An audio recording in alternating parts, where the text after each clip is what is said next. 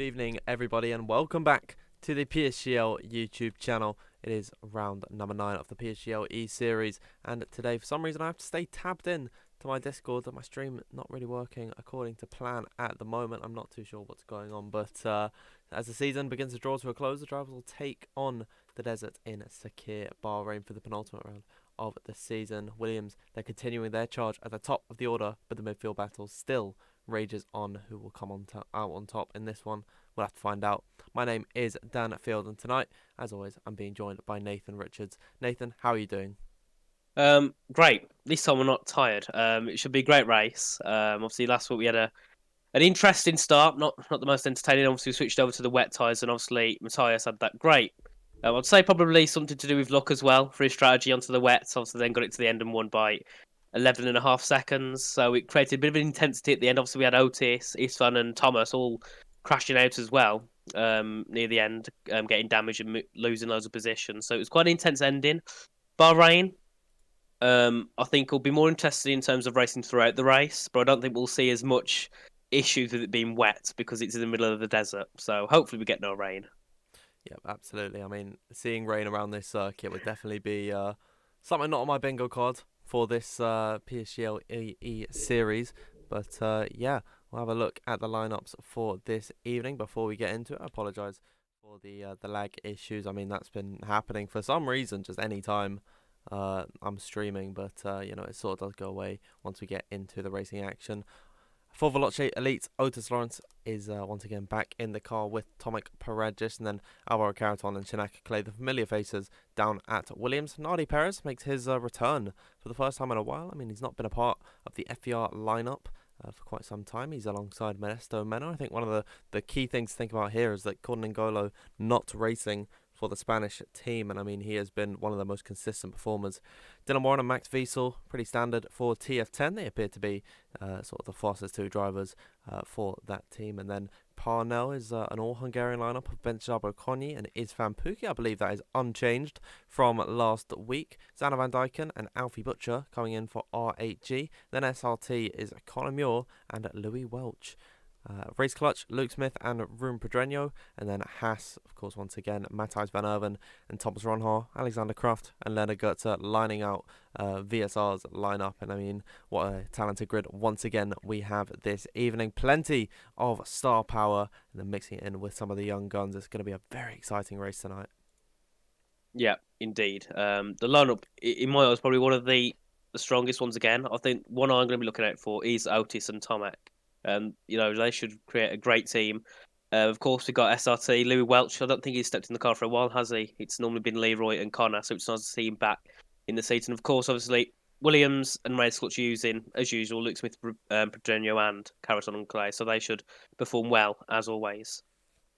Yep, absolutely. And we'll have a look at how the standings are lining up headed into this one. I mean, Williams, you know, they are just in a league of their own. They can wrap up the title tonight. Parnell currently sitting in second position, a long way back, almost 100 points to the rear of Williams. And if I believe, I need to refresh myself on the point scoring system, but if they're about 70, 60 points ahead heading into the final round of the season, I do believe that Williams have this title. Haas aren't too far off the back of Parnell, and they could snatch second position this evening and then go on to secure it in the last week of USA. Race Clutch didn't have a fantastic showing last time out. I think Luke Smith ended up with the time penalty despite finishing P3 on the podium. And then, of course, they had their DNF in Rune Pedreño. That puts them fourth on 220 points. Then Veloce Elites, 216 for them. Very close at the moment for that fourth place spot. And then sixth, even closer, TF10 on 192 in P6 at the moment. VSR on 191 in seventh. 1 point separating the two community-based teams. I think VSR, they got most of their points just through consistency, and then TF10 in recent weeks have really come into their own and have started scoring tons of points. R8G, disappointing season for them, I would think. 130 points, only in 8th place, not too far ahead of SRT on 117 points. Then FER rounding out the grid on 90. But what can we say about the standings? Williams seem to be once again just in a league of their own, but the rest of the grid pretty close knit. Yeah, especially between P2 and P5, it's like, what, 40 points just around there. So they're still all hunting in for that second place. And I think TF10, if they can keep performing the way they have been, they can also probably get involved in the battle for second. Possibly VSR as well, but I think they're more focused on consistency of points more than just score at the top.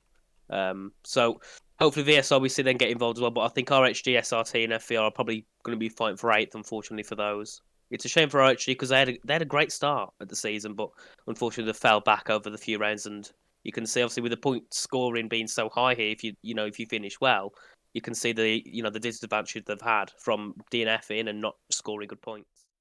Yeah, I mean, once upon a time, RHG, they had a 1-2 in, I believe, the second round of the season, and then, of course, got disqualified. That was in France. Might have been round number 3, but yeah, disqualification for them has really put a dampener on their season, and it just hasn't gone their way ever since. Apologies once again about the lag issues that you're seeing. I mean, this happened last week, and they did, in the end, correct themselves. So let's just hope here, everyone. But talk about Bahrain this evening is a very exciting circuit. I mean, it's the season opener in real life F1. It's towards the back of the calendar here in the PSGL E-Series, but yeah, really looking forward to it. I mean, there's 15 corners for the drivers to negotiate, but there's plenty of overtaking opportunities. Yeah, and obviously 2 weeks ago, Ron Ho was here fighting for the PSGL PTF1 Championship, so he's back here again, and obviously he would have done a lot of practice for that final at PSGL, so hopefully he's got more practice in the bag. He's still got that experience from beforehand, and he should perform really well today, hopefully. Yeah, absolutely, and I'm just trying to think. Well, of course, Louis Welch, I know he's one of the fan favourites in the SRT car, and I remember all the way back, and I think it was season 26, maybe 27, Louis Welch didn't score points the entire season. It was in PlayStation Tier 1 when that was the pinnacle of PSGL. He didn't score points the entire season, except for Bahrain, where he took P1. He won this race back in season 26 or 27, so he does really enjoy this circuit. We have all 20 drivers in the lobby now. We're about to get ready for the full-blown qualifying format. I think we'll join you on the other side, but a quick word from our sponsors.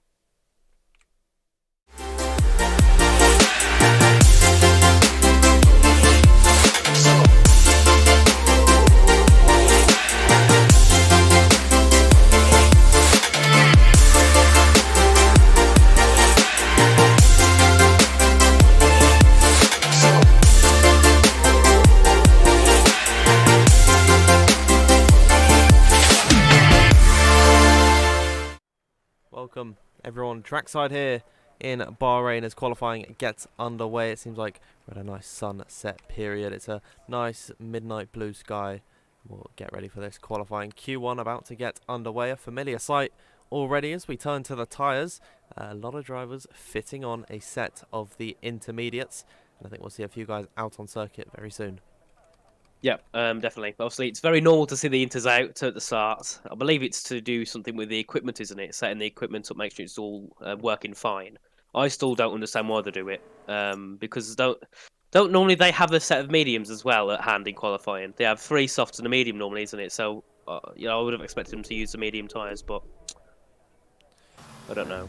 It might be maybe they want to take those mediums into the race. I'm not too sure how it all works out, but everyone watching at the moment, let me know if the footage is okay. At least on the OBS side of things, I've had 0 drop frames, so I think it's probably something to do with my internet that everything not working out to perfection. But as the stream goes on, it should get better. We're watching Louis Welch, the first man out on circuit in the Aston Martin, representing SRT, and we can have a nice little look around this track. He's in the second sector, the most technical part of this circuit, and one of my favourite sort of character designs of this track is that even though there's 3 sectors, it's really split into 2 sections. You've got the Oasis down the pit straight and into this second sector. It's all the blue markings along the side, but then as you go into sector 3, you head uphill in towards the desert, and you can just see Xander Van Dyken and Alfie Butcher retiring from this session. I believe that the Haas drivers also have to do the same.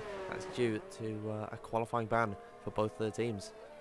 Yeah, I'm not quite sure what the qualifying ban was for, but yeah, we got informed earlier on that both of the teams do have qualifying bans, which isn't good, because it's a track that's very difficult to overtake on. in terms of trying to get through the field, especially when you've got the DRS train. It's near enough impossible once you're stuck in that train. So it will create issues for RHG, especially as they haven't scored many points so far this season. So it's going to put them at even more of a disadvantage. So we've had FVR and the other team, I believe it was SRT, if they can try and get some good qualifyings, maybe get one or both of their drivers into Q3, that can help them try and charge up for 8th. Yeah, absolutely. I mean, I'm pretty sure it's because they didn't submit their driver lineups on time. Can't confirm that at the moment. I didn't actually see any official Stewart's report of why they had it, but at least when I checked. But we'll move on from that. Of course, only one driver really is going to be going out of this qualifying session. We know who the bottom 4 are, and that's going to be Xander Van Dijk and Thomas Ronhaar, Alfie Butcher, and Matthijs van Erven.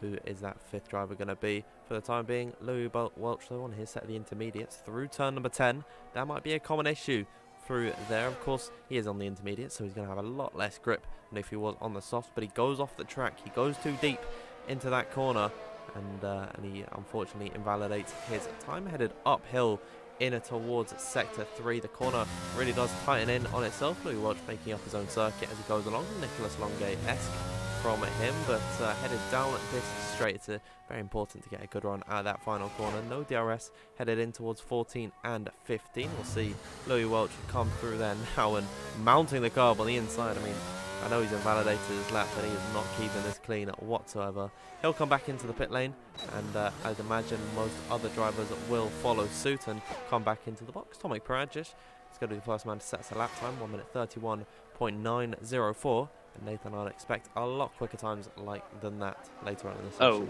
yes, definitely. Hopefully we can see sometimes in the 20, I believe the low 27s, isn't it, around here? And Matthijs Lawrence spun down at the exit of turn 6. I believe he just took a bit too much curb on the exit of 6, and it's just spun him around completely.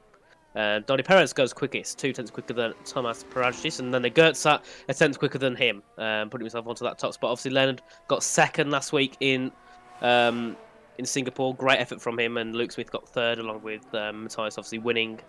I don't know if we'll see that today, but we never know. We never know at all, and Harlem tops that even more at 31.4, 2/10 quicker than Leonard. Yeah, I mean, it is. If we see some rain, one of the Matthijs van Erven is certainly in contention. You can never rule him out. I mean, we did the same last week in Singapore, and then all of a sudden his tyres that weren't in working condition, in the intermediate conditions, all of a sudden comes to life, and then he took victory by 10 seconds in the end. I think it was probably increased due to the penalties that we saw, but yeah, incredible stuff from Van Erven. It'd be interesting to see actually how Thomas Ronhaar and the rest of the RHE and Haas boys actually can come up through the field. We should definitely see a lot of overtakes heading into this one. I'm very excited to get this race underway, but for the time being, we've got to get through qualifying. 12 minutes just under 13 to go left in this session. We're not typically going to see drivers coming out on a set of the softs until the 10-minute mark, but I'd imagine it'll be very soon. And actually, Louis Welch has come out once again on his intermediate, so very interesting to see that the SRT representative is going out once again here, but each to their own. He's in the 2nd sector, and we'll see what he can do. Yeah, I don't know why he's gone on. He went out on a new set. I thought if he's going to go back out on the Inters, I thought he'd go back on the old ones. No, he's got a new set, so he's obviously wanted to save his tyres, hopefully for Q2 and Q3. But then again, the green tyres, it does match the Aston Martin, so that could also be part to play for Louis. Well, obviously his teammate up in 2nd so far with a 31.6. Obviously isn't representative because they're on the intermediates. We should see times within the 20x and the 27s, possibly even a 26 if people can push it. In later stages of the qualifying, and Paragic has swapped over to some softs, so he should be heading out the pit lane very shortly to begin the first representative time of the session. Yep, as Louis Welch comes through the final corner at turn number 15, he does a little drift there, and his teammate Conor Muir goes straight on. I'm actually going to spectate Conor Muir here. He's not moving, and I think something might have gone wrong with his wheel. I'm not too sure what's happening with Conor Muir, but he's out at the final corner, and he's definitely gone on with that SRT representative in the Aston Martin. Hope he can get back to the pit. Yeah, indeed, he's going to peel off to the right-hand side once again. I hope that's not wheel issues for him, but imagine if he did that on a set of the softs, that tyre would be in the bin, and there'd be no need for it at all. So, yeah, Good thing he's on the intermediates and that happened, but maybe he's just gone straight on just to test that the gravel tracks work. I'm not too sure. As Louis Welch comes through the second sector now.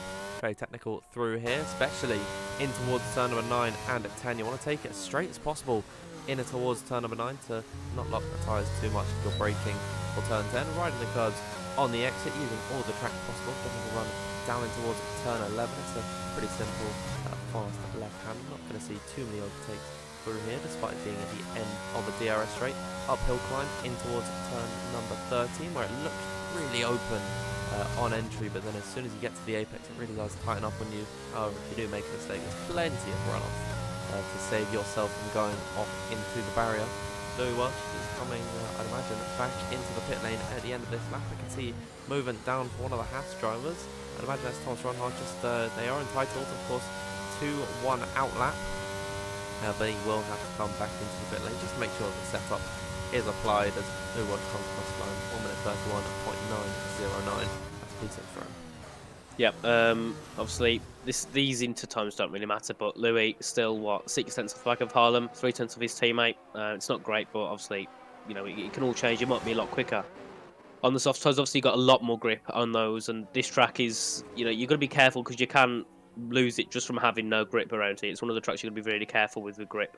Modesto, first driver out, I believe, on some soft tyres. Oh, bit of a glitch there, but all good. Modesto will be the first out, followed by, I believe, that's Tomek and the other Ferrari, the other FVR, which is Nardi Perez. And Thomas Ronhart has parked over on the side of the track, has been disqualified.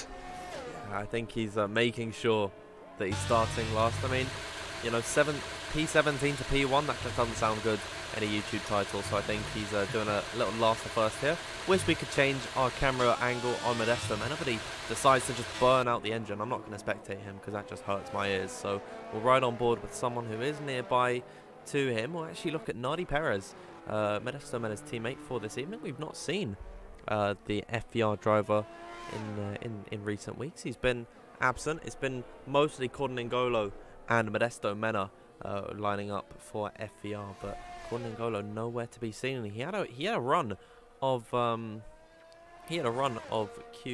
appearances for a good stretch of races, but yeah, unfortunately he's not racing this evening, and hopefully FVR, they'll be good without him.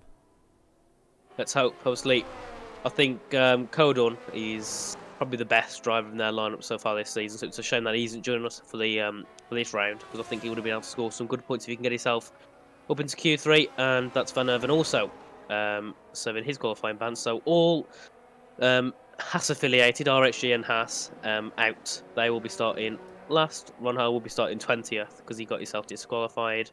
So that means we've only got 1 driver to lose from this session. So it puts some pressure off the drivers a little bit, doesn't it? Yeah, definitely. You only need to beat 1 other driver to get yourself into Q2. That's why this is a little bit more of a low-key session. However, we do have a lot of drivers out on circuit at the minute. Modesto Mena is the first one to start his lap time, headed down in towards turn number 4. We're right on board with him through sector 2. This is arguably the most spectacular set of corners along this circuit. It's all downhill through here on the run up towards turn number 8. Heavy braking zone through here. Use all of the track on the left, headed into the entry. Get the nicest line in towards turn number 8 and then in towards 9. Heavy braking in towards turn 10. Off the exit now. Open up the DRS. He doesn't use as much curb as Louis Welch did, scrubbing off as minimal speed as possible. Headed now in towards turn number 11. Fairly straightforward, but then you get the inclination up towards turn 12 and 13. And a good few years ago, if you went over this curve on the inside that Modesto Mena just touched, you'd have been spinning off and into the gravel. No such issues now in these newer Formula 1 cars. Now off the exit of turn number 13, running down in towards 14 and 15. This is pretty much just 1 corner, but you don't want to run too wide of the exit through here. Very easy to invalidate through here. Tomek Paragis, he was actually the first one to set a lap time. 1 minute 27.685 for him. I thought it was Modesto Mena coming out first, as Mena goes into second, but immediately beating the prize teammate of Nardi Perez. Yep, on board with Dylan Warren. He's just coming down in towards turn 14 and 15. Harlan Marquis hasn't set a time yet on the soft tyres, so that's why he's on a 31.4. He will improve that definitely in this session. But let's see what Dylan Warren can do. Ruben Pedeno Pedreño goes quickest at 27.5.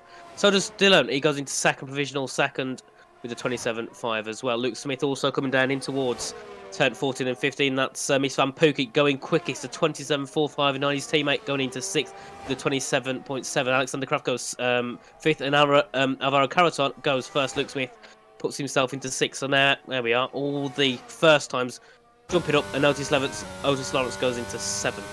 So great first lap from people, and the top 9 separated by 0.2 of a second. So great, close qualifying time so far.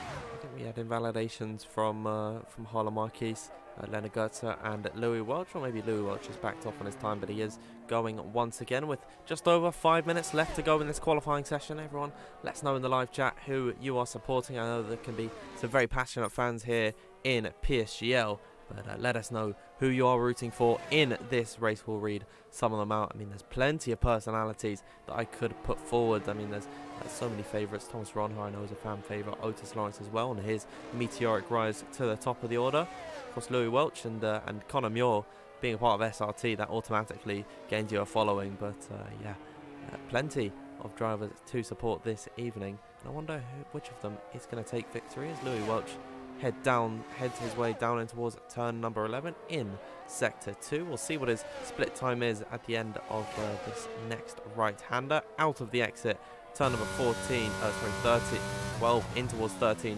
He's up by almost 3 seconds now off the exit of turn number 13, using all the curb on exit. He's got no DRS or slipstream, headed down in towards 14. Brake just after the 100-meter board, now in towards turn 14. Kiss the apex on the inside, then run out wide through the swerve at turn 15. He's going to come back into the pit lane. He's going to abandon this lap. Alvaro Caraton retires in the pit lane. And unfortunate that Louis Welch couldn't get that one done, but he is the man currently out of this session. It's Van Pookie retiring in second, as is Pedreño and Dylan Warren. We'll see who everyone's supporting at the minute. Chris Wilson saying, come on Harlem, almost in the drop zone. He's certainly in danger at the minute on a 1 minute 31.4. Lots of love for Dylan Warren from Cow and CRG Midnight. I mean, Jack Laverty's yet to change his YouTube name. Will Lewis, a Matthijs van Erven fan, starting from 19th. He's certainly got a lot of work to do. I think we're going to see a lot of overtakes from them tonight. Yep, definitely. They've got to work something out. I could possibly see RHD and Haas going for a bit of a different strategy, trying to make something else work. And Luke Smith retired as well. He's in 8th.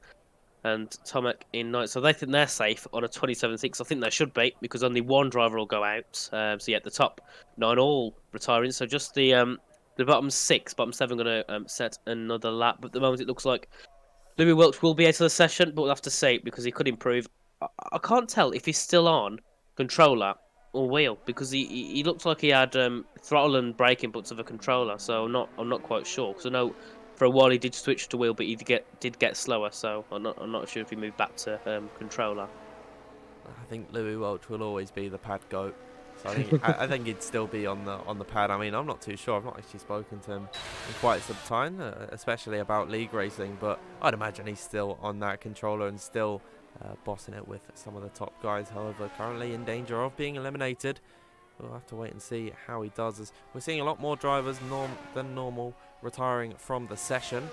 However, we do have Leonard Goetze, Modesto Mena, and left it out on circuit. That is because 4 drivers already we know are going out of this session. Xander Van Dyken, Alfie Butcher, Matthijs van Erven, and Thomas Ronhart all serving qualifying bans. And we're only gonna have one driver that gets eliminated from this session. Who is it gonna be? We've got 1 VSR driver, 1 TF10 driver, 2 FVR boys, and 2 SRT representatives in this fight. There's only 6 cars out on circuit. Sort of got 2 packs at the minute. It is Leonard Goetze leading the way from Modesto Mena, and then I believe it is Conor Muir just in behind. Yeah, it doesn't really look great for FER and SRT themselves that they're having to both go out again to try and get through to Q2, because it'll use an extra set of tyres, and that'll put them at a disadvantage in Q2. So they've got to do this extra rule now on a new set of tyres. They've got to hope if they do get to Q2, they're then going to be, and what? They're going to have an extra set of used. So then going into Q3, they'll be even, if they get through, they'll be even at more of a disadvantage. So it's not ideal for those at all having to go out again. Whereas the top 10, they've all saved an extra set of tyres. Yeah, absolutely, and that is going to give them an advantage heading into the next few sessions of qualifying.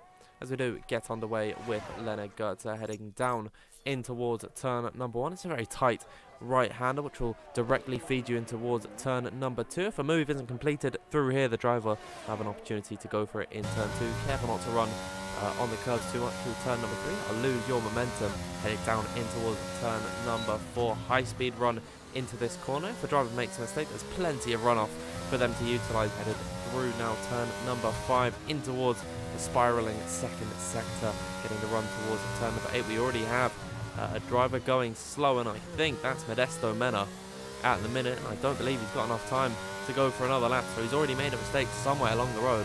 Certainly with a 1:27.950, he will be on the chopping block. We could lose him from this session. Here comes Leonard Goetze now through turn number 10 and on towards the DRS straight, headed down in towards turn 11. I think he'll have a lot less pressure on him if he knows one of the drivers behind him has made a mistake, and he's actually backed off on his run, so we'll go back on board with Connor Muir. Gets streamlined, headed down through down in towards turn number 11. Let's see what he does as he gets the uphill run through turn number 12 now. Use all the curb on the inside. To worry about that a lot more on the previous game, but he validates on his lap.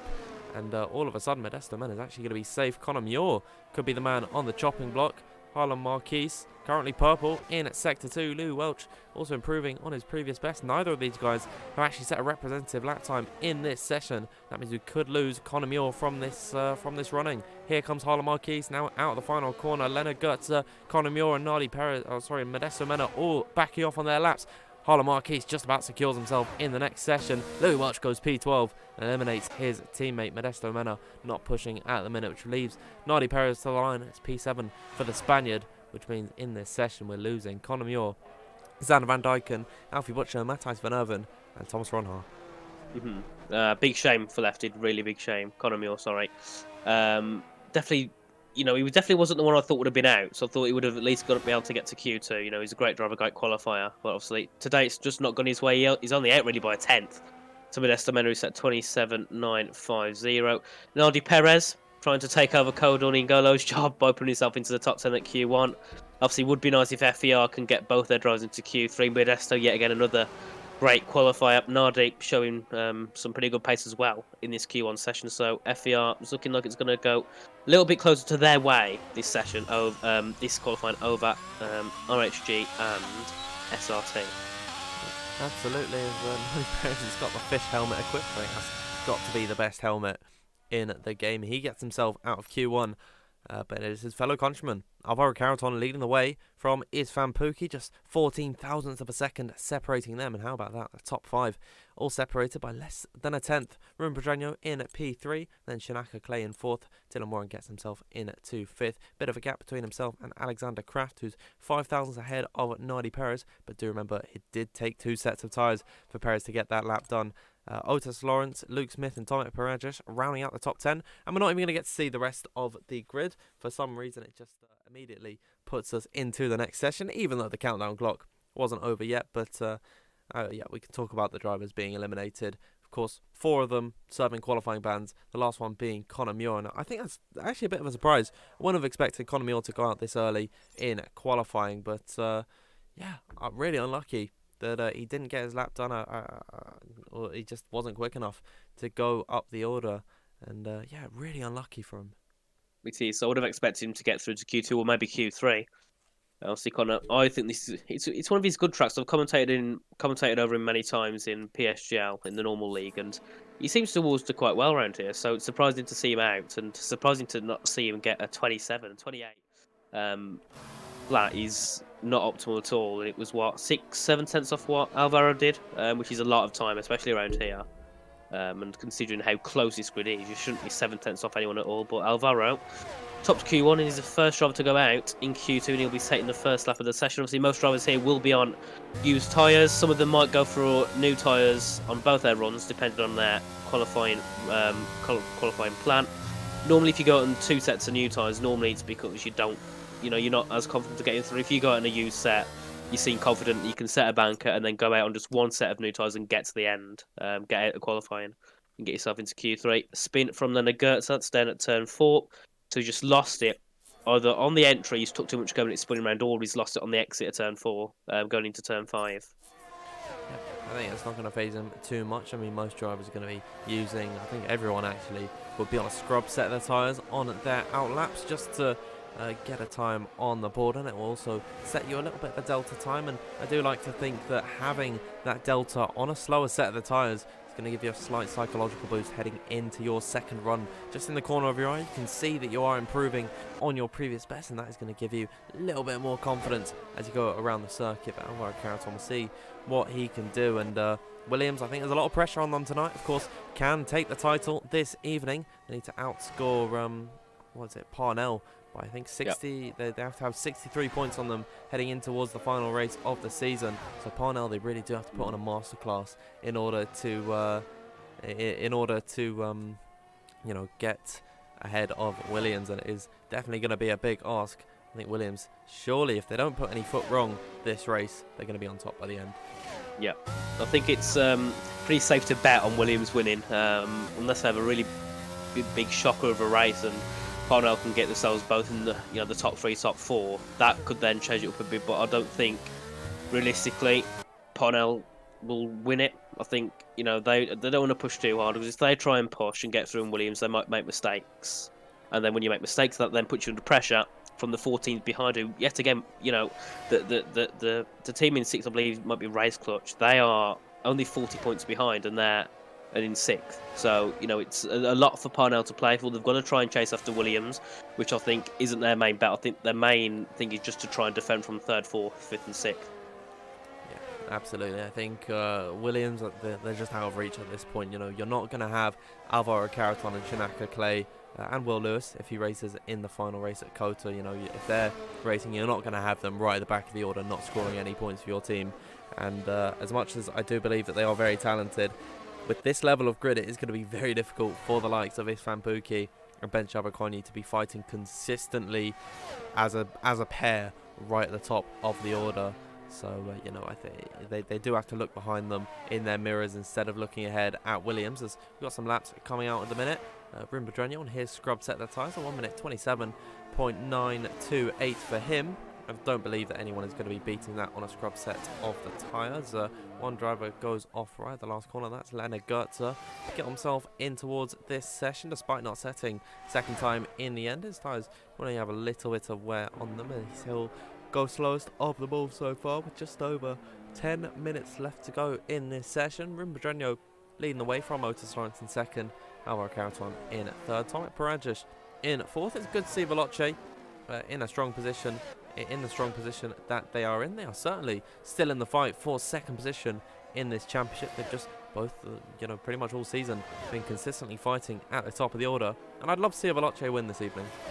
Yeah, I think it's possible. Tomek and Otis, very good drivers, very experienced. Otis could have won in Singapore until he had that incident with Istvan Pukki, and until the track got really wet and put him at a disadvantage. But he had some great pace, so it was possible. But talking about the drivers in the session right now, we've got Harlem, Louis and Shinaka all invalidating in the first sector. So that was probably down at turn 2 and 3, just taking a little bit too much curb and invalidating in that time, which puts them at a disadvantage, because Shinaka's now got one less run, and if he can't make his next run work, that could be him out. So obviously it's very unlikely that'll happen with Shinaka, but you never know, anything can happen in the rest of this session. And Louis obviously invalidating as well, and so has Harlem, and they're all heading back into the pits now to get a new set of tyres, either another scrub, depending on what tyres you've used, either another scrub set, which I don't think will happen, or most likely a new set of tyres to take you to the end of this qualifying session and try and get yourself out of that top 10. Obviously this time the pressure's on, because 5 drivers who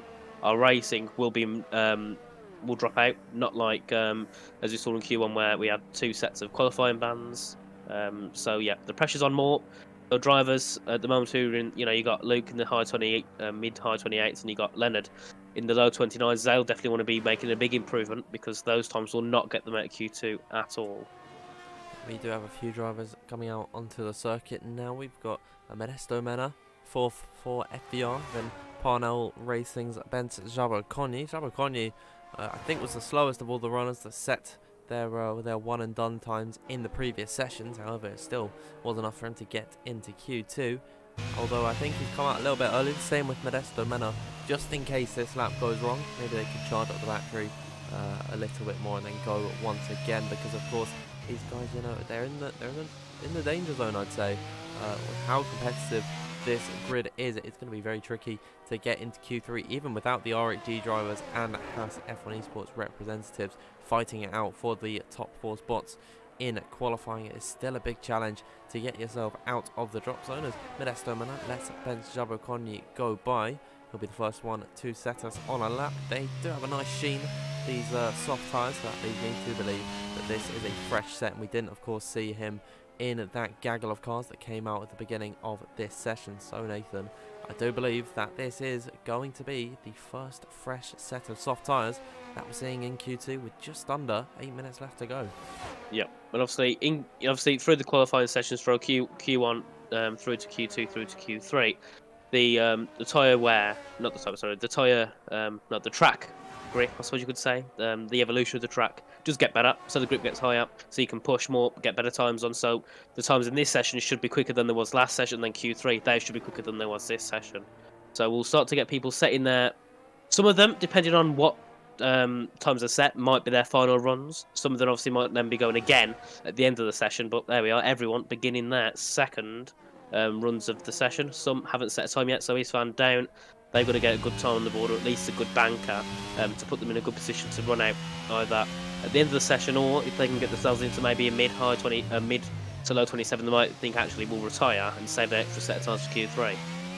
Yeah, we'll see what the state of this qualifying is once we get about 2 minutes from this point onwards, maybe 2.5 at this point, but yeah, we'll see where everyone really is on their paces. Now we've got all 15 runners out on circuit. Ben Jabokony in the second sector. The furthest driver back at the minute is one of the VSR boys. I believe that's Leonard Gertzer. He's not even come onto his actual push lap. So lot of field spread. We're going to have constant action headed down in towards the last few minutes of this session. Jabokony understandably purple through sector 2. We'll see what he can do as he heads in towards now the final 2 corners. Turn number 14 and then at turn number 15 it's just a swerve off through here. Careful not to use the curbs too much on exit. Really can kill momentum, and I think Ben Jabokony's unfortunately suffered from that. He'll come across the line though with a 1 minute 27.557. I think we should catch up with one of the Williams boys, and it is Alvaro Caraton in that second sector. We've got Modesto Mena coming up towards the line for FBI. He goes 2/10 slower than Bent Jabokony. It's Van Pookie coming up towards the line now, and he goes to the top of the order with a nice 1 minute 27.383 from him. I think one of the TF10 boys invalidated on their time, as now Alvaro Caraton coming through the final few corners. Can he top Tomic Perez, who's just gone to the top of the order with a 1 minute 27.367. Towards the line comes Caraton, and he's the first man into the 1 minute 27.2 this evening with a 1 minute 27.250. His teammate Shanaka Clay out of the final corner. We'll see where he can stack up in this very close grid. He goes to the top of the order. Williams locking out P1 and P2 for the time being in this session. Otis Lawrence is next to the line. Can he go ahead of Alvaro Caraton or Shanaka Clay? He can't indeed. He goes P3 for the time being. Ahead of his teammate as Alexander Croft goes into 6th. Up next is Arun Pedreño to the line. He splits the two. Williams goes ahead of his fellow countryman Alvaro Caraton. Leonard Gertzer comes across the line with a P7 lap on the board. But there it is with just under 5 minutes left to go in this session. Shanaka Clay leading the way from Arun Pedreño. Caraton in 3rd. Yep, great start from both of them. And the Veloce as well, the 4th and 5th. They're having a great qualifying session so far, so they're not having that pressure from RHG, and Haas gives him a bit more of an advantage. But Ruben Pedreño didn't have the best race in Singapore, did he? I don't think he actually finished the race. I think he DNF'd after being right at the back of the grid. So if he can get second today, if he can finish second, get a podium for race clutch, that'll be really good for them in that hunt for second, because I think the battle now is for second, not for first. In the championship, Dylan Warren invalidating on his second. He did 2 runs on those soft tyres, and he invalidated both runs. Louis Welch also just currently coming through now into turn 12. I'm not sure if he's on lap time because he's only got 2% of battery coming out of turn 13, so I don't think this will be a time because he's going to lose a lot of time down this straight in towards turn 14 and 15, but we'll see. There we are. He's got 0 battery, so surely that won't be a lap he'll set. But yeah, Williams and Veloce at the moment to be the standout drivers, standout teams in this session. Also VSR, great qualifying from them at the moment, 7th and 8th, and that was Louis Welch overtaking, I believe, one of the Williams into the pit lane there. Bit of a Vettel-esque type thing to do. And Pedreño also going to be coming into the pit lane as well. So we'll probably see the top, maybe the bottom 9 or 10 coming out on a new set of tyres for an extra lap. The top 5 probably won't need to go out again, I don't think, because they've got some pretty good times. 27.3s, I think, should be perfectly fine. I think when you get into the 27.4, like the high 27.4s, 27.5s, that's I think where you're at risk, and you'll have to go out again to get a good time on the board and try and get yourself out of Q2. Yep, with all 15 drivers in the pit lane at the minute, the bottom 5 currently standing as Modesto Mena, Harlan Marquez, Nardi Perez, Louis Welch, and Dylan Warren. Wouldn't say there's any there's no big surprises going out at the minute in this Q2 session. Of course, Dylan Warren, I think, with his run of form as of recently, you definitely want to see him further up the order. Himself and Harlan Marquez both coming out the pit lane now. See Luke Smith also exiting the pit lane. Ben Shabakoni too. I wouldn't be surprised if Istvan Pukki stays in the pit lane alongside Otis Lawrence and Tomek Parajic. However, 7th downwards, yeah, they definitely do need to set another lap time. And when you get to this point where you are so fast on the F1 game, it is very difficult to find time because you're near perfect, especially in comparison to the rest of the player base. So it is difficult for Leonard Goetze to gain almost a full 10th of a second to beat Istvan Pukki. But with track evolution and a set of fresh soft tyres, we could see some drivers potentially being shock exits in this qualifying. Wonder how far Alvaro Carreton, Schumacher, Clay and Rivadreño are going to drop in this session. Otis Lawrence and Tomek Parajic, interestingly enough, coming out on circuit with their current time of 1 minute 27.3. So two Veloce boys, they don't feel safe at the minute from not being eliminated. I think that's fair enough, given how many drivers haven't actually set a representative lap time. And Louis Welch and Dylan Warren, of course, not even with the time on the board at the minute. We'll have to wait and see how this works out. But at this point in time, I think it's Jabba Connie, the first out on a lap once again in this session. He's headed down in towards the third sector. Yep. Obviously, it's worrying maybe for Carreton as well if the Veloces don't think they're safe, because Carreton's only just over half a tenth up the road, which if people can get that extra half tenth over, that could put Carreton at a little bit of risk. I think Schumacher Clay should be safe along with Pedreño, but it's interesting. I thought that the 0.3s would think they'd be safe, and I thought that Istvan, Tomek and Otis would stay in the pits, because I thought, that'd be fine, but obviously not. They must think different.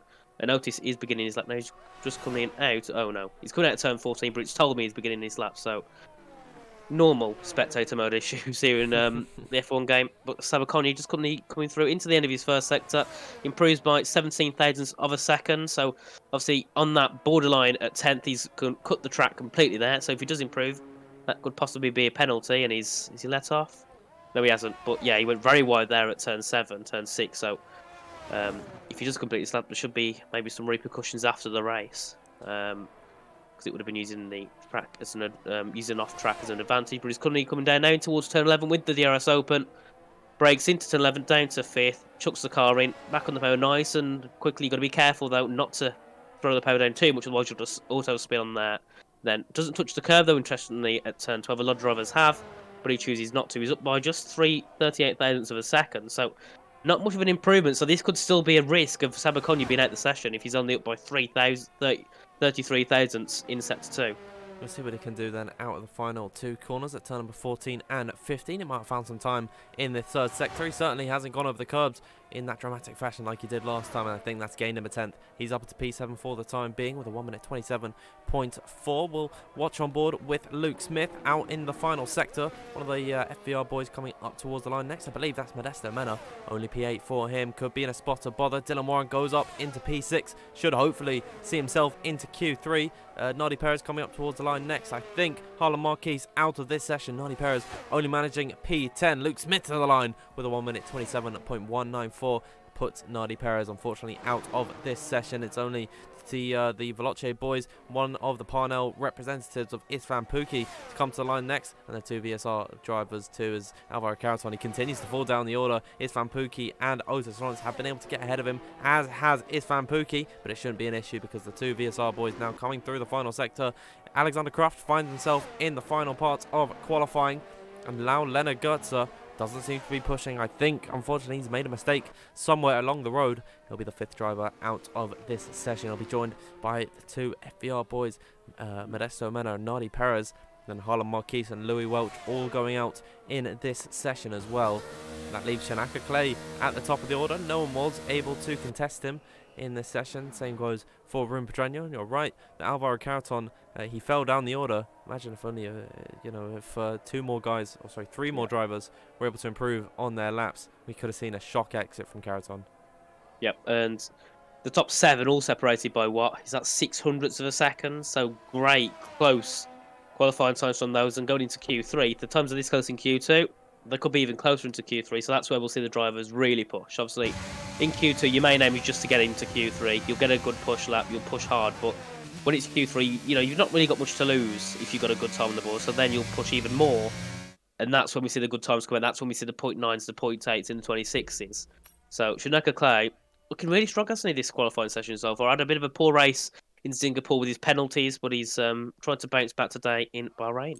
Yeah, look at these gaps that we're seeing at the end of Q2. Shanaka Clay leading the way, but he's marginally ahead of Ruben Pedreño and Istvan Pukki. And how about that? Pedreño just 1,000th clear of Istvan Pukki in P3. Luke Smith needed his second run to go into P4. Tomek Paragas and Otis Lawrence, I think they would have been. I think they would have been safe in this qualifying session if they did stay in the pit lane, but they decided to come out once again. Kraft, Caraton, Warren and Jabaconi round out the top 10. Then it's Mena, Perez, Goetzer, Marquise and Welch all being eliminated from this session as we bring you back into the intermission room, getting ready for Q3 to get underway. Very excited for this one. Of course, 12 minutes to decide who is going to be starting on pole position. And Nathan, any candidates so far that you that catch your eye? You're on mute here, I think. There we go. I was muted. Sorry about that one there. But I think it's a safe bet to say Shanaka Clay could possibly take pole, or maybe Alvaro Caraton. But he didn't show the best pace in Q2. But then again, he did only do the one run. So that's obviously put him at a disadvantage. But Pukki also looking really quick as well. For PR, it'd be great if they could get both their drivers in that top 5. Obviously, Sabaconi, a little bit touch and go, really, with getting out the sessions. I think only going to Q3 by a couple of positions, so I don't think we'll seem too high. But Ruben Pedreño is the first driver out on a lap. He'll be going on his out lap to begin his first lap of Q3. And it's probably one of 2 runs. He'll probably have 2 sets of new tyres to use in this session. He'll use the one now, then he'll probably sit in the pits for a while, and then go back out near to the end to try and set another good lap time. But Ruben's also been looking quite quick as well, hasn't he, in this qualifying session so far? I think Ruben has been very strong as of recent, and I wish they would burn off the fuel at a part of the circuit where it doesn't force you to go on board with the drivers, because once again, Ruben Pedreño ruining our ears that we can go off board with him. But yeah, certainly Ruben Pedreño looks really strong, and he has been pretty much all season. Every time he stepped in that race clutch seat, he has been fighting at the top of the order. Of course, it was a down week in Singapore. I believe he was serving a qualifying ban anyway, so wasn't from the start wasn't going his way, and then he started on the medium tyres, and that really did just seal his fate. That was not the strategy to go on, as now he's in that second sector. His tyres do look quite shiny, so I do believe that this is going to be a run for him. He's not on a scrub set of tyres here. He's going to go for an actual push lap, and we'll see what he does. For some reason, he's got the Lando Norris helmet, headed out of the final corner, turn number 15, get the power down as early as possible, then open up the DRS down this straight, headed in towards turn number 1. We'll bring up the telemetry at the bottom of your screen to see his speed at the braking zone. It's going to be 202 miles per hour for Ruben Pedreño in the tight turn number 1, in towards turn 2. Keep it to the left and drift over to the right. Don't run over the curbs too much there, so as to kill your run in towards turn number 4, where it's going to be a pretty straightforward high-speed right-hander. Of course, lots of run-off for Pedreño. He was to make a mistake. He's heading very nicely indeed now in towards the second sector for the Spaniard, in towards turn number 8. Use all of the circuit as possible, get the nicest run through turn number 8, just kiss that apex on the inside line, then get the uphill climb in towards turn number 9, straight as possible through here so as to not lock up too much and go straight on in towards turn number 10. Genio's hoped for anything so far on this lap, opening up the DRS once again, headed down in towards turn number 11.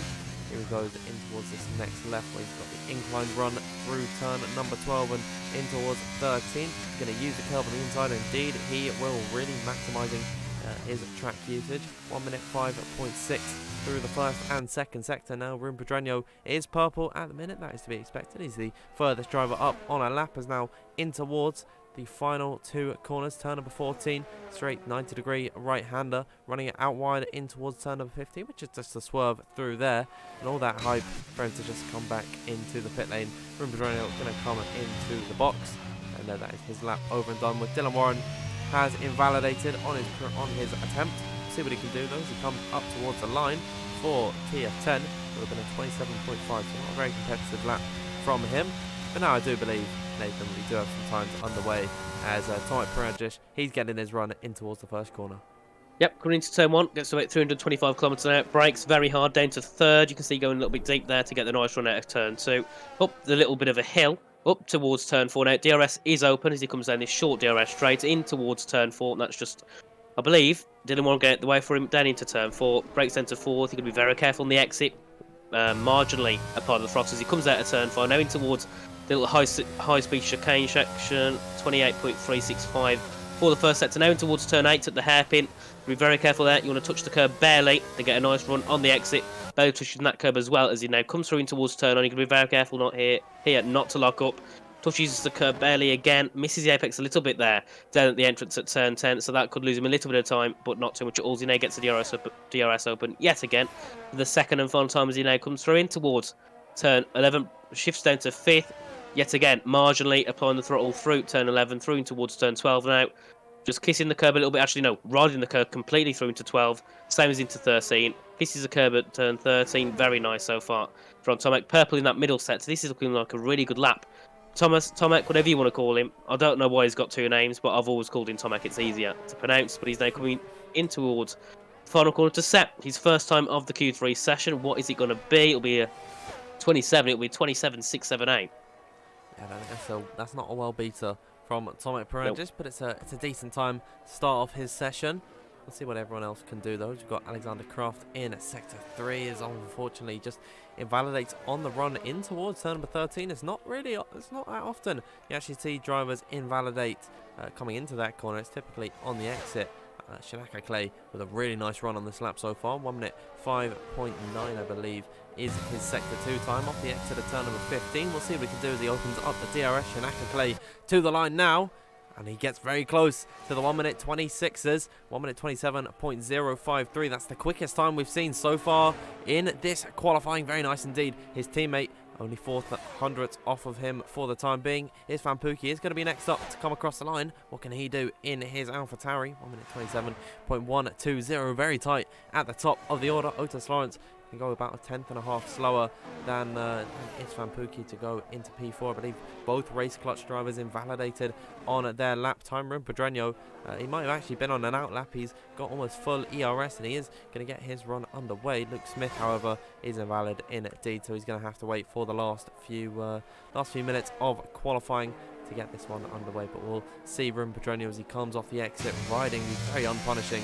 curves at turn number 4 and 5. Then the car will teeth the grip as the driver tries to keep their foot planted. Pedreño does it very nicely. Highest speed possible in towards turn number 8 by utilising all the circuit that he can. In towards turn number 9 now, straight to line as possible. It's pretty standard for these guys to lock up ever so slightly through turn at number 10. He meets his apex quite nicely though as he opens up the DRS and gets the run in towards turn number 11. He's more off the circuit than he is on the track, really maximising this circuit to its full potential. Inclination up towards into turn number 12 and 13, riding the curbs through the first right-hander, then braking in towards turn number 13. Misses apex ever so slightly on the inside line. Off the exit though, shouldn't phase him too much. He's still got a very nice run as he heads down in towards turn number 14 and 15. Everyone's doing a very good job getting out of the way of Pedreño. Seems like he is the only driver on a lap at the moment. Is now off the exit of turn number 15, really using the circuit as much as he can as he comes across the line.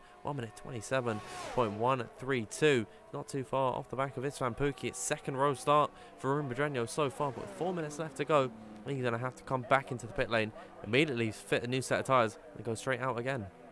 Yep, Williams having a great start to this Q3 session. Currently 400 separating the two, and they're ahead, well, a little bit to Istvan Pukki. Istvan, yet again, he's one of those. You don't really see much of him, but he does, when he's here, he does perform really well. And obviously, in qualifying last week at Singapore, he did well. I think he was in the top 5 there. He was looking for a P2 finish, but unfortunately, they didn't see with Otis Lawrence. That put him all the way down out the top 10, I believe. So it would be nice for him if he can get a top 3 today. Obviously, Ruben Pedreño looking good as well in this qualifying session so far. But I think the Williams at the moment are the standout performers, aren't they, in this qualifying session? P1 and P2. That's there's nothing better that Williams could have wanted at the moment. But then again, you've got Tomac. He should be able to improve on his time, cutting on a 0.6, and then obviously Luke Smith, also another quick driver, could hopefully try and get himself into that top 3, top 4, and obviously Kraft and Dillon also looking to want to put a bit of pressure down. So it's not all,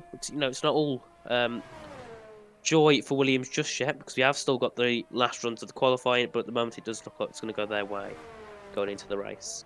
I think Williams management couldn't ask for a better performance from Shinaka Clay and Alvaro Carreton at the moment, and I'd really love it if one of them could get into the 1 minute 26. I think that'd be a perfect way to cap off qualifying as Ruben Pedreño makes his way back into the pit lane, right on time for Shinaka Clay to come out on circuit for his final run. 2.5 minutes left in this qualifying session.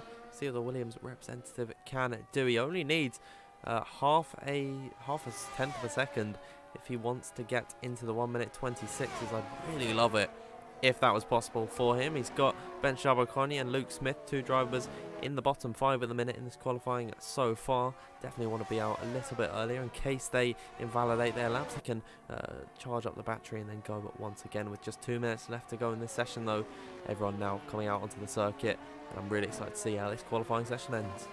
Yep, hopefully someone can get into the 26s, because I believe Esports pole time from Blakely, I believe it was a 0.7 or a 0.8, one of the two. So it would be nice if we could get someone through. I think we could possibly see one of the Williams put themselves into the 26s. It'd be a great way to start the race, and if they can do this qualifying performance, it must have something about their race performance. They must be really quick in the race as well. So could be looking good. Obviously, Williams, if they was to finish first and second, they would secure the championship, because they'd be about 100. Depending on where Parnell score, would be over 100 points ahead, nearly 150 points ahead in the standings. So I think at the moment it's pretty safe to say Williams will get the championship, but you can't call it just yet, because if they both suffer an incident, DNF, and Parnell finish 1-2, it could change it completely.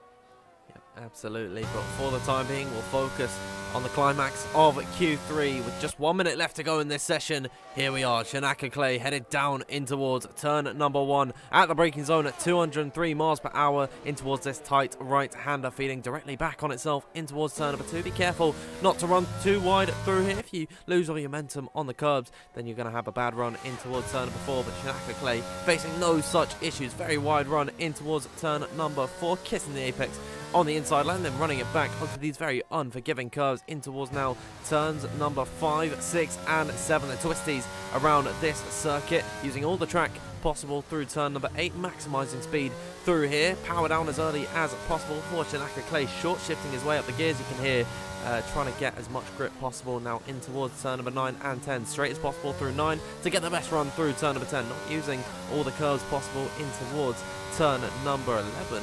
We'll see what he can do now as he meets the braking zone about 75 metres off of the entry, kissing the apex on the inside line, then getting the uphill climb in towards turn number 12, riding the curbs through here. The clock has struck 0 and Shinaka Clay is improving, but a slight mistake from him as he goes off circuit through turn number 13. His time could be in the bin here. Shinaka Clay, he's still on pole position for the time being. We'll see what he can do as he comes out of the final corner. Shinaka Clay though, I really do hope he is at least still on the front row of the grid, but that could have costed him pole position as he comes up towards the line now. Shanaka Clay has not made his way into the 1 minute 26s. Ben Shabakoni comes up to the line next. He sets a 1 minute 27.3 to get himself into P6. Who's up next to the line? It's Luke Smith with a 1 minute 27.3.0. 3-1. He goes ahead of Shanaka Clay. Dylan Warren is up next towards the line for TF10. Good to see him in the final parts of qualifying. He'll come to the line now. The first time in the 1 minute 26s. He goes to the top of the order. Tomek Paradzic finds himself on the front row of the grid, but for how much longer? Because Alvaro Caraton is up next to the line. Can he go to the top of the order? Indeed he can. By 9 thousandths of a second ahead of Dylan Warren. Alexander Kraft up next to come across the line. Then it is Istvan Pukki, who has invalidated on his run. So it is Otis Lawrence going to be the second to last driver to come across the line. Where can he put his Veloce Elite car? He goes to the top of the order with a 1 minute 26.834 from him. Incredible stuff from him. He'll be starting on the front row of the grid. He'll be starting on pole position because Rune Petreno has unfortunately backed off on his lap. He'll be starting in P8. It is Veloce Williams, your front row. Yeah, I definitely didn't think Shanaka's time would end up putting him in into P6, but Veloce, great end of Q3 for them. They kind of took over what Williams had at the start. Obviously not 1-2, but it is a 1-4. And going into the race, that could help them. Obviously they're fifth in the championship on 216 points, just 4 points behind Racer Clutch at the moment. Looks like it could be going their way and trying to get themselves back up towards P2. Parnell obviously starting 6th, 7th and 9th, so considering they're second in the championship, 7th and 9th is not really where you want to be starting. If it was someone like FVR, 7th and 9th would be perfect, but for Parnell, it is not ideal at all. There's plenty of stories to be had in at the end of this qualifying session. I think the biggest one here, though, is Shanaka Clay on his lap. That would have been pole position. If he was improving by the margin that he was, what, like almost a tenth and a half up on his previous best, 10th and a quarter. And that would have put him at least very close to pole position, you know, especially if he was improving at the rate that he was in that final sector. He'll be kicking himself. He'll be starting in P6. It is Otis Lawrence, though, starting on pole position alongside Alvaro Caraton in P2. Dylan Warren with a fantastic showing in third. He'll start alongside Tomek Paradzic. Then it's Luke Smith and Shanaka Clay in 5th and 6th. Istvan Pukki gets ahead of Rune Petreno, then rounding out the grid, or at least the top 10, Ben Jabakoni and Alexander Kraft. But now we're heading into this race. We thought it was going to be one of the Williams boys starting on pole position. It ended up being Otis Lawrence. Yeah, and I still can't get my camera to work, so sorry about that one. That's unfortunate. But yeah, I just looked on the internet and I found that Lucas Bletchley's time was just 26.729. So Otis only a tenth off the esports pole time, which is an absolutely amazing time. Yeah, that is incredible from Otis Lawrence. I mean, at his young age, of course, we were talking about this a lot of the time last week. You know, he's got plenty of potential, and we will definitely be seeing him in F1 Esports once he is of age. But with just 15 seconds before we get into this race, any quick predictions for the top three? I'm going to say both Veloces in the top 3. Okay, so Nathan saying that Otis Lawrence and Tomek Paradzic will be a double podium for Veloce. We will find out how this race all pans out, as here we are now. Otis Lawrence on the right of your picture, Alvaro Caraton to the left. Here we are, 5 red lights in Bahrain, and we are underway, and it looks to be a good start from Otis Lawrence, but can Alvaro Caraton challenge him in towards turn number 1, as now they pile their way in towards the first braking zone. Otis Lawrence couldn't have asked for a better launch as the Ferrari going up the inside in the back, but they stay as they are at the front of the order. Look at them, 3 wide! Dylan Warren and Tomek Paradzic and Luke Smith all fighting side by side. Istvan Pukki looking to be the beneficiary now off the exit. He's already up into P4. It's at 3 wide once again in towards turn number 4. Surely there's going to be some kind of contact here. Shanaka Clay in this skirmish as well, but now they're going to run Noah's Ark style 2x2 in towards a twisty part of their snap. Oh dear, Shanaka Clay's been spun. Shanaka Clay spun around. He clipped the inside wheel. Oh, I believe it was Tomek Paradzic. Might have been Istvan Pukki, actually. He's now sent spinning to the back of the order. He's behind Thomas Ronhar as they're all swapping positions further back in the pack. Interesting start here. It's been definitely chaotic. Look at them all in towards turn number 10. 3 wide through there. It's chaos. It is, and the SRT guys both into the top 10. RHD 11th and 13th. Great start from those guys. We've still got Alfie Butcher and Modesto Mena side by side. Modesto trying to get that 12th, but Alfie Butcher up the inside. Can he get through? Yes, he can. Alfie Butcher now right behind his teammates in 12th and 11th position. Great start for those. VSR losing a bit of positions while they're 14th and 15th.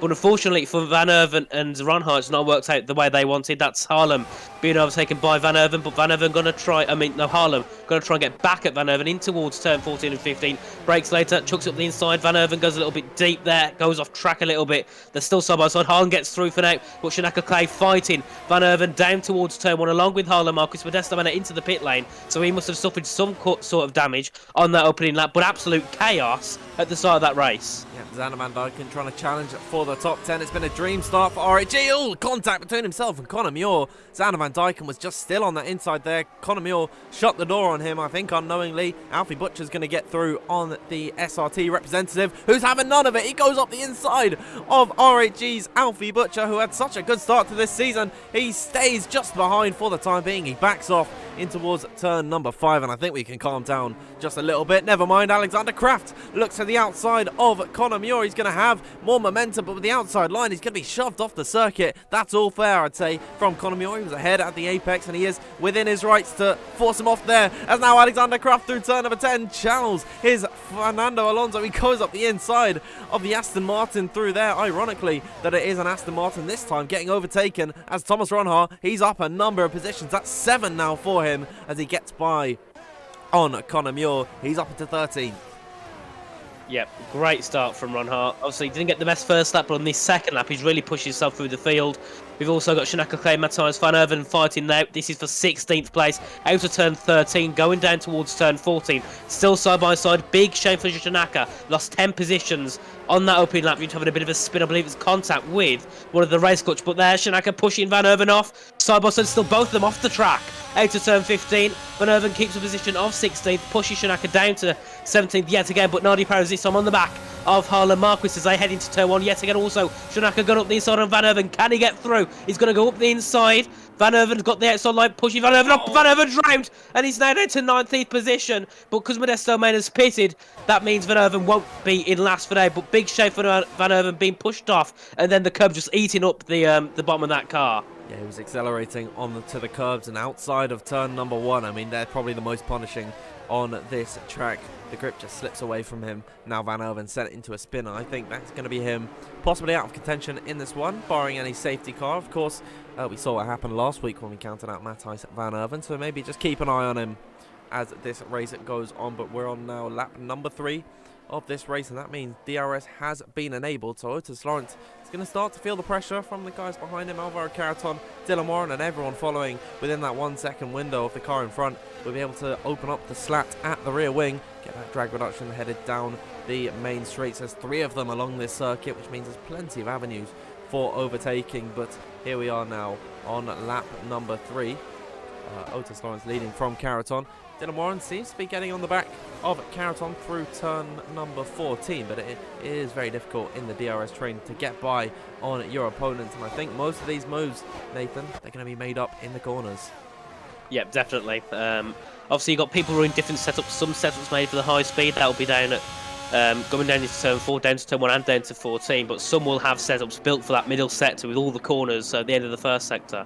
So, you know, depending on your setup, will be depending when we see overtakes, but Van Erven's retired in the pit lane due to that spin down at turn 2 after... Oh no, that's Leonard Gertz will also round at turn 1.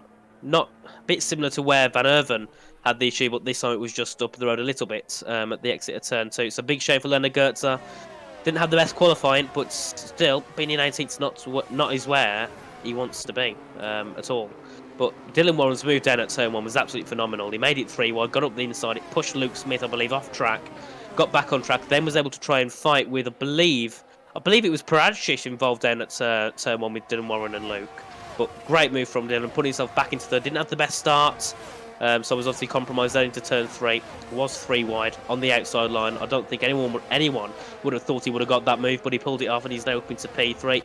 Caraton and Otis having pretty simple starts, to say the least. They haven't really been involved in anything at all, and they're still keeping that 1-2 position. But the top 3, despite didn't have to make an overtake, is still the exact same as it was at the start of the race. Absolutely, and Dylan Warren, it was good of him to get his elbows out, really assert himself in that third position. He can now sit behind in the double slipstream. Lotus Lawrence and Alvaro Caraton. I'll have a quick look at the ERS situations. I mean, no one's really pushing at this point in the race. There's no real need to for the time being, but Lotus Lawrence, he does begin to feel the pressure from Alvaro Caraton headed in towards turn number 1. I think Caraton, though, he's made his intentions clear. He doesn't want to overtake at this point in the race. He wants to save his resources because following in the slipstream of the car in front, it uses less of your battery. You can sit in the slipstream, sit in the DRS and save your tyres as well. I think that is going to be the crucial thing. All these drivers starting, you can see on the left hand side of your screen, starting on the hard compound of tyres. They'll be going late into this race, then strapping on a set of the mediums to go towards the end of the Grand Prix. Have the quicker tyres when you're going to be putting less wear through them as the race goes on. Seems to be the smart strategy at this point in the F1 22 cycle. Of course, it is pretty much the same strategy around every circuit. Hopefully that is fixed headed in towards F1 at 23. We like to see a little bit of variety in what tyres drivers choose to start on and what they also choose to end on. But on lap number 5, seems like there's not too much going on at the moment. I think everyone, Nathan's just settling into a rhythm. Yep, we tell it always works. You get the first few laps, normally with a bit of battling involved. Today we had some great battling on the opening laps. But then after that, it dies down a bit. Everyone gets into that position. Maybe we'll see 1 or 2 overtakes, possibly from Dylan and Alvaro when we get closer to the pit stops. But then when the pit stops happen, that's when we have the second set of battling, where everyone's all coming out, overcuts, undercuts, all coming into play. And then we get to the end of the race where we see the final moves for the for the final classification. But I think the one team to talk about mainly is RHG, 17th and 18th to 10th and 11th, and also Alfie Butcher overtaking his teammate down towards turn 1, putting himself into 10th place. Louis Welch having a good start as well, up to 9th, avoided all the issues down at turn 1 and got himself a few positions up, but that was Alfie Butcher going a little bit deep into turn 1, so it's compromised him a little bit, and also I think his teammate, Xander Van Dyke, might try it. No, he won't, he'll sit back for now. Obviously, because it is team standards, you won't really see many teammates fighting because, at the end of the day, you want to just get the points of the team, not for your own, for your own sake in the driver's standing, because really they don't come into account at all in the series. It's all about the team's points because obviously all the teams want to get that cash prize at the end. I'm not sure specifically what the cash prize is, but the prize pool itself, I believe, is around £1,000. So obviously there's a lot of money at stake for the winners, and Williams looking so far to be able to take that away. Obviously, Shanak up down in 15th, but his teammate Alvaro up in 2nd. So still 28 points so far for Williams. Williams having a good showing from Alvaro Caraton. I think he has been the main man throughout the course of this season. Certainly, Shanak Clay has had his shining moments, and he was certainly shining in qualifying before he made that mistake. And who would have thought that little error where he just goes off the circuit, that put him so far down the order to the point where he's in that mass melee. That unfortunately sends him in to a spin on lap number 1. He's done well to recover, and he's still in the train as well, so fair play to him for trooping on in this one. It's all up from here for Shanaka Clay. Can't give up, especially for Williams' sake, considering they can wrap it up this evening. Alvaro Caraton certainly going to be going for the win, maximising his points this evening. Of course, it doesn't actually matter for the drivers as Thomas Ronhard gets by on Xander Van Dyke, and I'd say that's a pretty big move actually, because these are two guys that serve in qualifying bans. They were out of position at the start of the race and they should be far further up the grid. So Thomas Ronhard getting by on his rival and also putting a car in between the two RHG boys. That means they can't slipstream and work together as well. It could definitely spice up this race, and Xander Van Dyke is actually could be a little bit vulnerable to Alexander Kraft as well. He's not going to have Alfie Butcher to help him, so yeah, Thomas Ronhard making a pretty critical move, I would say, in this race. He gets himself up into 11th. He puts a car in between the two RHG boys. Yep, Ronhard's got a lot of work to do today because obviously, that's Alexander Kraft going a bit deep there. Then at turn 10, he's just lost a bit of time. But speaking about Thomas, he's got a lot of work to do today because obviously with Matthias having that DNF, he's a one-man band. And at the moment, Haas are about 10 points behind Parnell, I believe. Parnell currently running 6th and 8th, so if Thomas wants to get himself onto that second position, he's got a lot of work to do. Obviously, we've got next week the final round, but realistically, you want to be getting some points in today because you want to, for the Haas sake, they want to secure that second. Realistically, in their eyes, that I suppose in a way they don't want to be beaten by a community team. I'm not saying community teams are worse, but generally, the esports teams normally do have the drivers that are a bit better. I don't know how to say that in a nice way, but I think you all know what I mean. But there we have Islam Pookie. Talking about Parnell, looking for a move on Thomas Parajic down towards turn 1, but just can't get it done as of yet. Following the DRS train, it makes it very difficult to make a move. Junako Clay takes advantage of the fact that Conor Muir didn't have DRS on Kraft in front of him. He gets on by up into 14th place.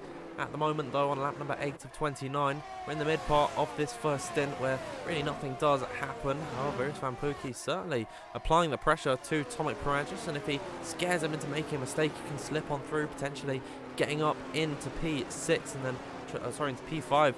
Top 5 certainly for Parnell would be put them in high spirits. Of course, fighting with Haas in the championship at the moment.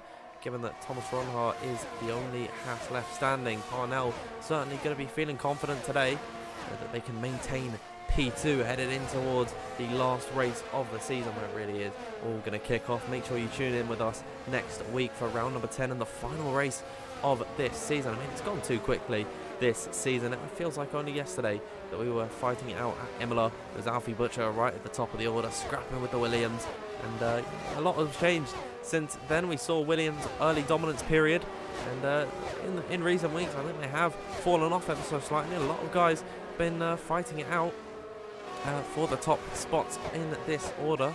However, Williams, their early dominance was just enough to secure them a big enough buffer that they maintain their lead as Alfie Butcher gets by on Louis Welch, headed in towards turn number 1. Louis Welch moves back to the inside, though, of the RHG boy, and in towards now turn number 2, where the track loops back on itself. Alfie Butcher will have the inside line, and he's up into P9 at this point. Louis Welch down into 10th. Yeah, also I've only been here since round 7, but I think I've been lucky having Singapore and the start of this race as the 2 races I've commentated on, because they've been absolutely full of action so far. And really, Bahrain normally don't get too much going on at the start, but that first and second laps was absolutely amazing. Lots of battling going on everywhere, at the top, at the bottom, in the midfield, and unfortunately, obviously, Matthias Van Over coming out. The worst of them all, obviously having to retire because I believe he would have had some sort of damage, or it was just the fact he was really far down the field. But I think so far I'm impressed, definitely with Alfie Butcher getting himself up into 9th, and Louis Welch.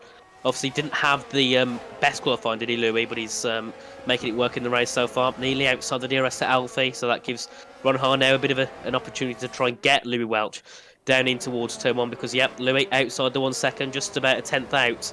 And Ron Hart just 3 tenths behind, so Ron Hart wants to get himself back into that top 10. As they now come down into turn 14, obviously Ron Hart won't make a move just yet. First of all, he's not close enough. Second of all, he wants the DRS coming down into turn 1. You can see a lot more pace for Ron Hart than Louis Welch as they come out to turn 14 and 15. DRS is open for Ron Hart, won't use any DRS really, uses a little bit, just a little couple percent, and he gets through on Louis Welch. Nothing Louis can really do about that, so he drops himself down to 11th, and Ron Hart up into the top 10, starting 20th. Great start from himself on this race.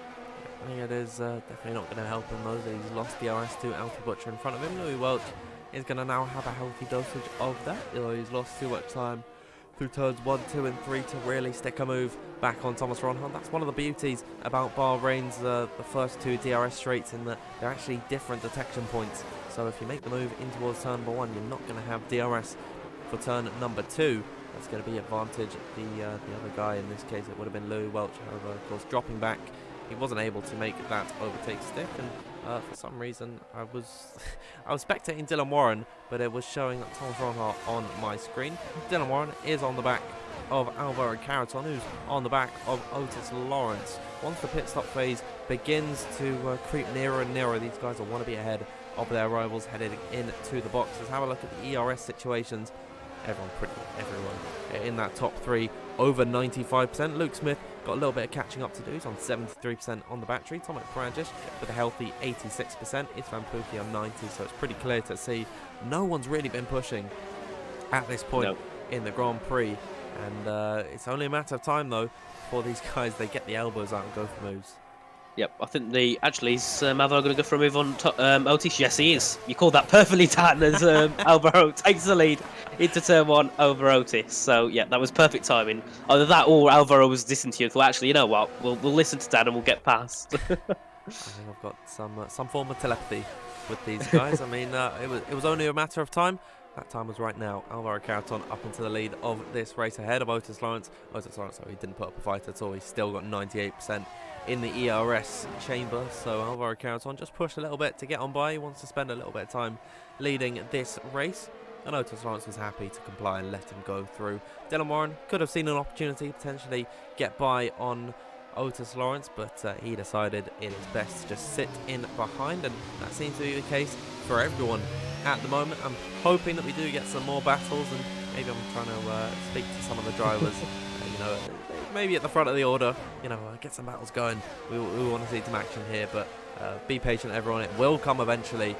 This is typically how these races go. I mean, you remember Singapore last week? That was a slow burner in the first stint, and then in towards the first half of the second stint, then all of a sudden it kicked off. I think that was definitely helped out by the rain situation.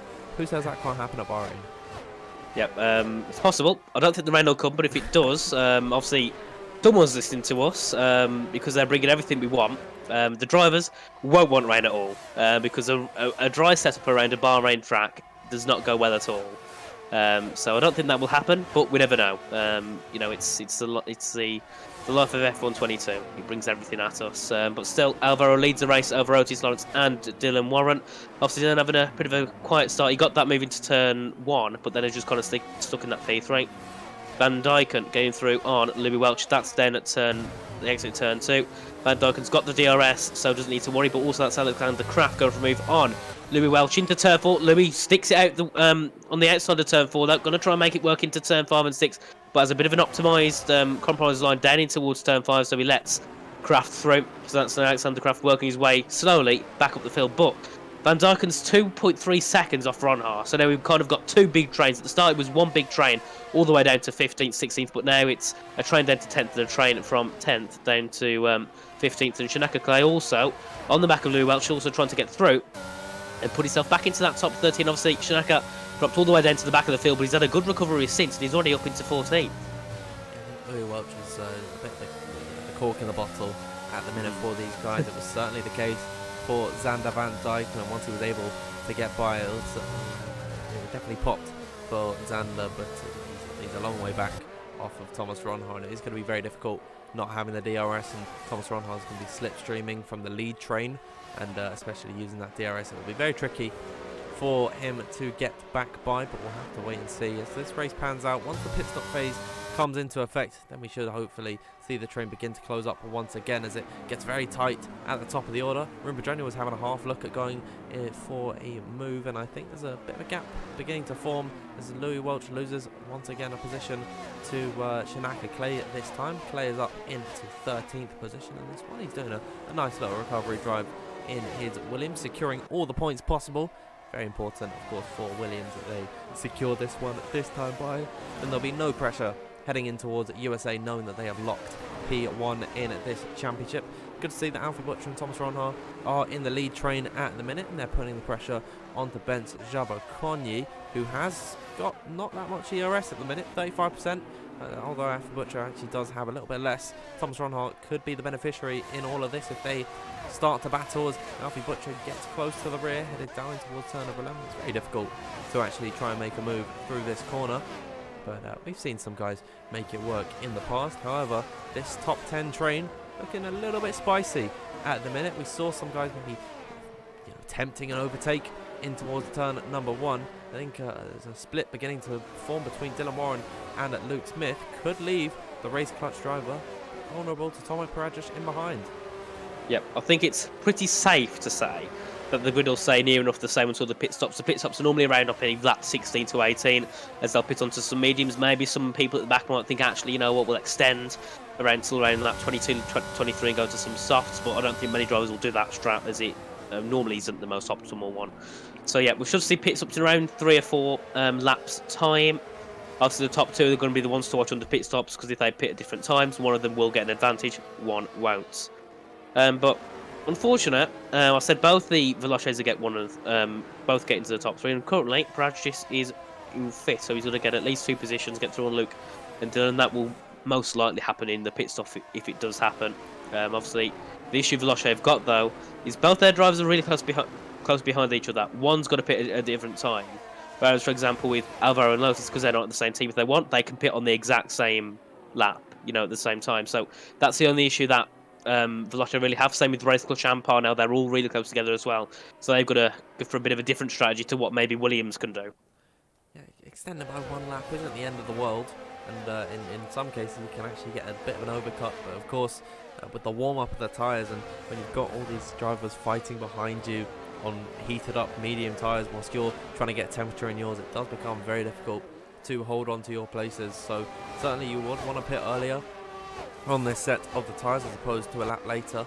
But we've got still a few more laps, maybe 4 or 5, until we begin to see the pit stop phase really kick off. It's typically, I think it's about 55% on the hards, 45% on the mediums, maybe a 60-40 split.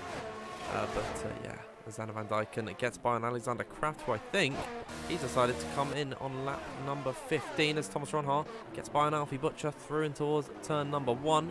That's the first move that he's made in quite a while, and Alfie Butcher now is no longer the lead runner who started at the back of the grid. Thomas Ronhaar all over the rear now of Benjamin Conye, who's beginning to drop off the back of Rumbadrenio ever so slightly, and he's certainly going to be feeling the pressure from the Dutchman in behind and Alfie Butcher, as well as in towards the twisties of the second sector. Thomas Ronhaar doesn't want to get caught up behind the Alpha Tauri. He'll want to get by as soon as possible to stick with the lead train. The same goes for Alfie Butcher, and if Benjamin Conye is too slow in front of him, he might have to force a move in towards turn number 11, potentially maybe down in towards turn number 1. We'll have to wait and see. Is now off the exit of turn 10. Thomas Ronhaar doesn't seem like he's interested at all going for going for P8.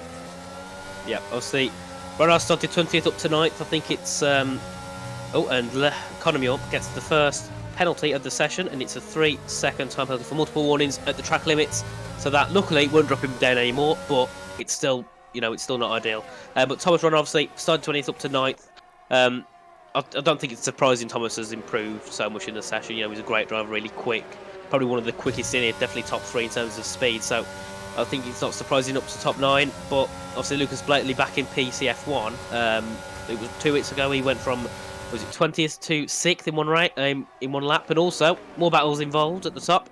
Alvaro and Otis yet again swapping positions. This time Otis getting through an Alvaro, putting himself back up into first on there. This is where we could see people thinking of pitting. Otis will want to maybe do a bit of a push lap now, get himself into the pit lane this lap or next, and we can see people also start to pit further down. We got Xander Van Dijken, Nani Perez, and Conor Muir all pitting onto some new medium tyres on there. This is where it gets interesting. The pit stops come into play. The overcuts, the undercuts also come into play as well. So we should get an interesting next few laps. Yeah, but I think that's why Otis Lawrence went for the lead of this race, and he got by an Alvaro Carreton. You can see on the telemetry a typical telltale sign that a driver is pitting on this lap is when they start to use the battery, because you just recharge it all in the pit lane. Dylan Warren's not doing that, but he's had real no need to do that. He's just sat in behind Alvaro Carreton and Otis Lawrence. There was no real opportunity, as I think Conor Muir had a spin on his fresh medium tyres, and indeed it is. With a 3-second time penalty to his name, it's not going according to plan for SRT this evening. Louis Welch has slipped down the order since his initial charge up the field, and now Conor Muir sent into a spin, I think by his own accord.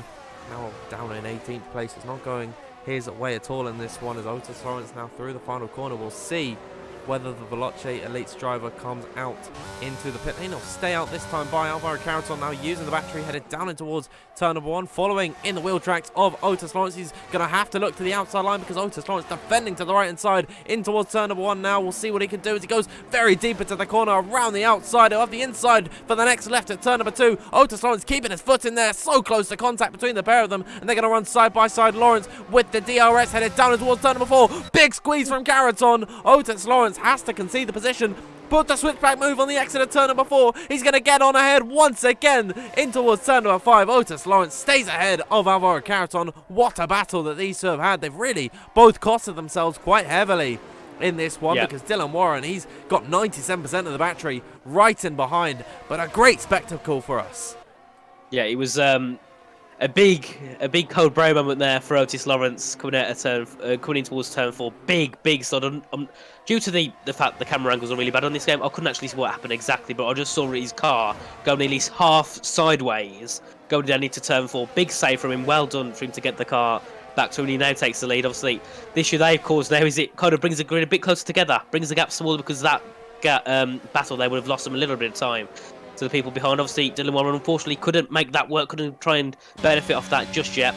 But this is there. We'll now probably see pit stops. Dylan gaining on Alvaro Carreton though, going in towards turn 14 and 15, 2 tenths behind. He's still going to go for a move, or he's still going to pit as we go through.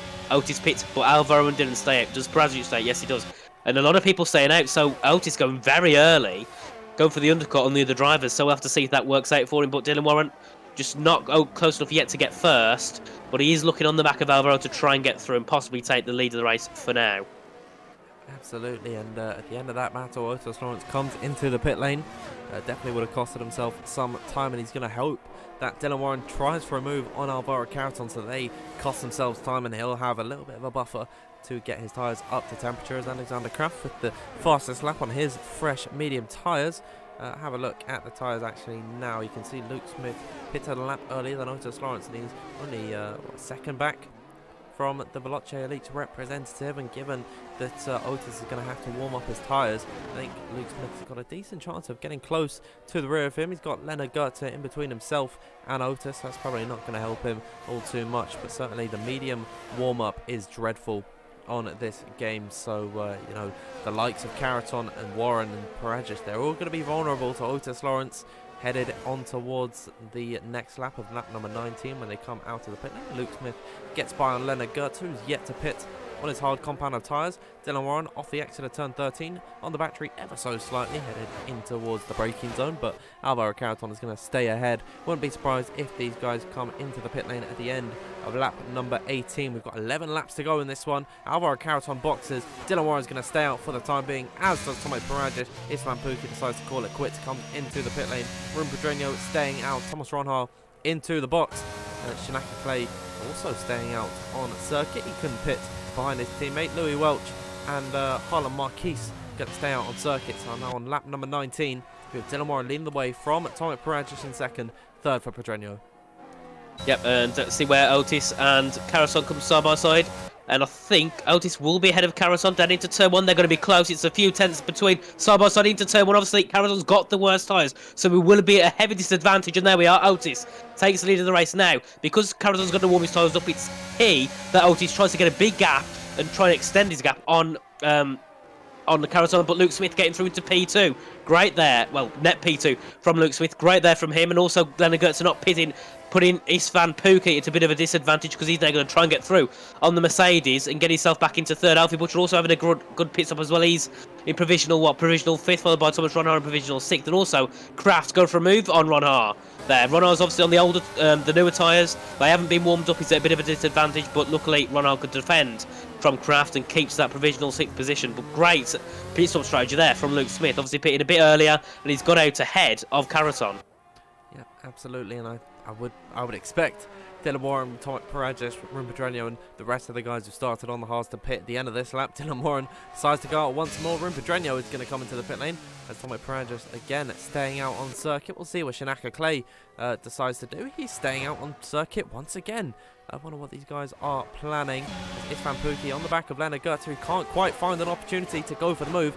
Now he could be at the mercy of Alfie Butchers. Oh dear, into the back of Leonard Goethe. Istvan Pukki goes, he chips off his end plate there, and now he's going to have to come into the pit lane or at least stay out on circuit. And he's going to lose a lot of time, but now he's actually going to be quicker down the straight with a little bit less downforce on the back of Thomas Ronhar. He's going to retake P11, but of course, with all of this going on, all of the guys coming out the pit lane, we'll see how this happens. As here comes Istvan Pukki, stays ahead of Thomas Ronhal. Ruben Pedreño's come out the pit lane, and now Alexander Kraft gets by on Thomas Ronhal, who's now down into P13, responding once again. I'm not too sure what's actually happening through here. Thomas Ronhal remains in P12. Jabo Konyi gets by on Leonard Goethe, who hasn't come into the pit lane at this point. But on lap number 20, Dylan Warren's still leading the way, and I wonder, are they going to extend their stint as here comes Thomas Ronhar on the inside of Istvan Pukki. He's going to be slower with his wing damage. Surely this should be a game, set, and match overtake for Thomas Ronhar. He's got the inside line through turn number 10, and he's going to have that apex earlier, but still Istvan Pukki with his damage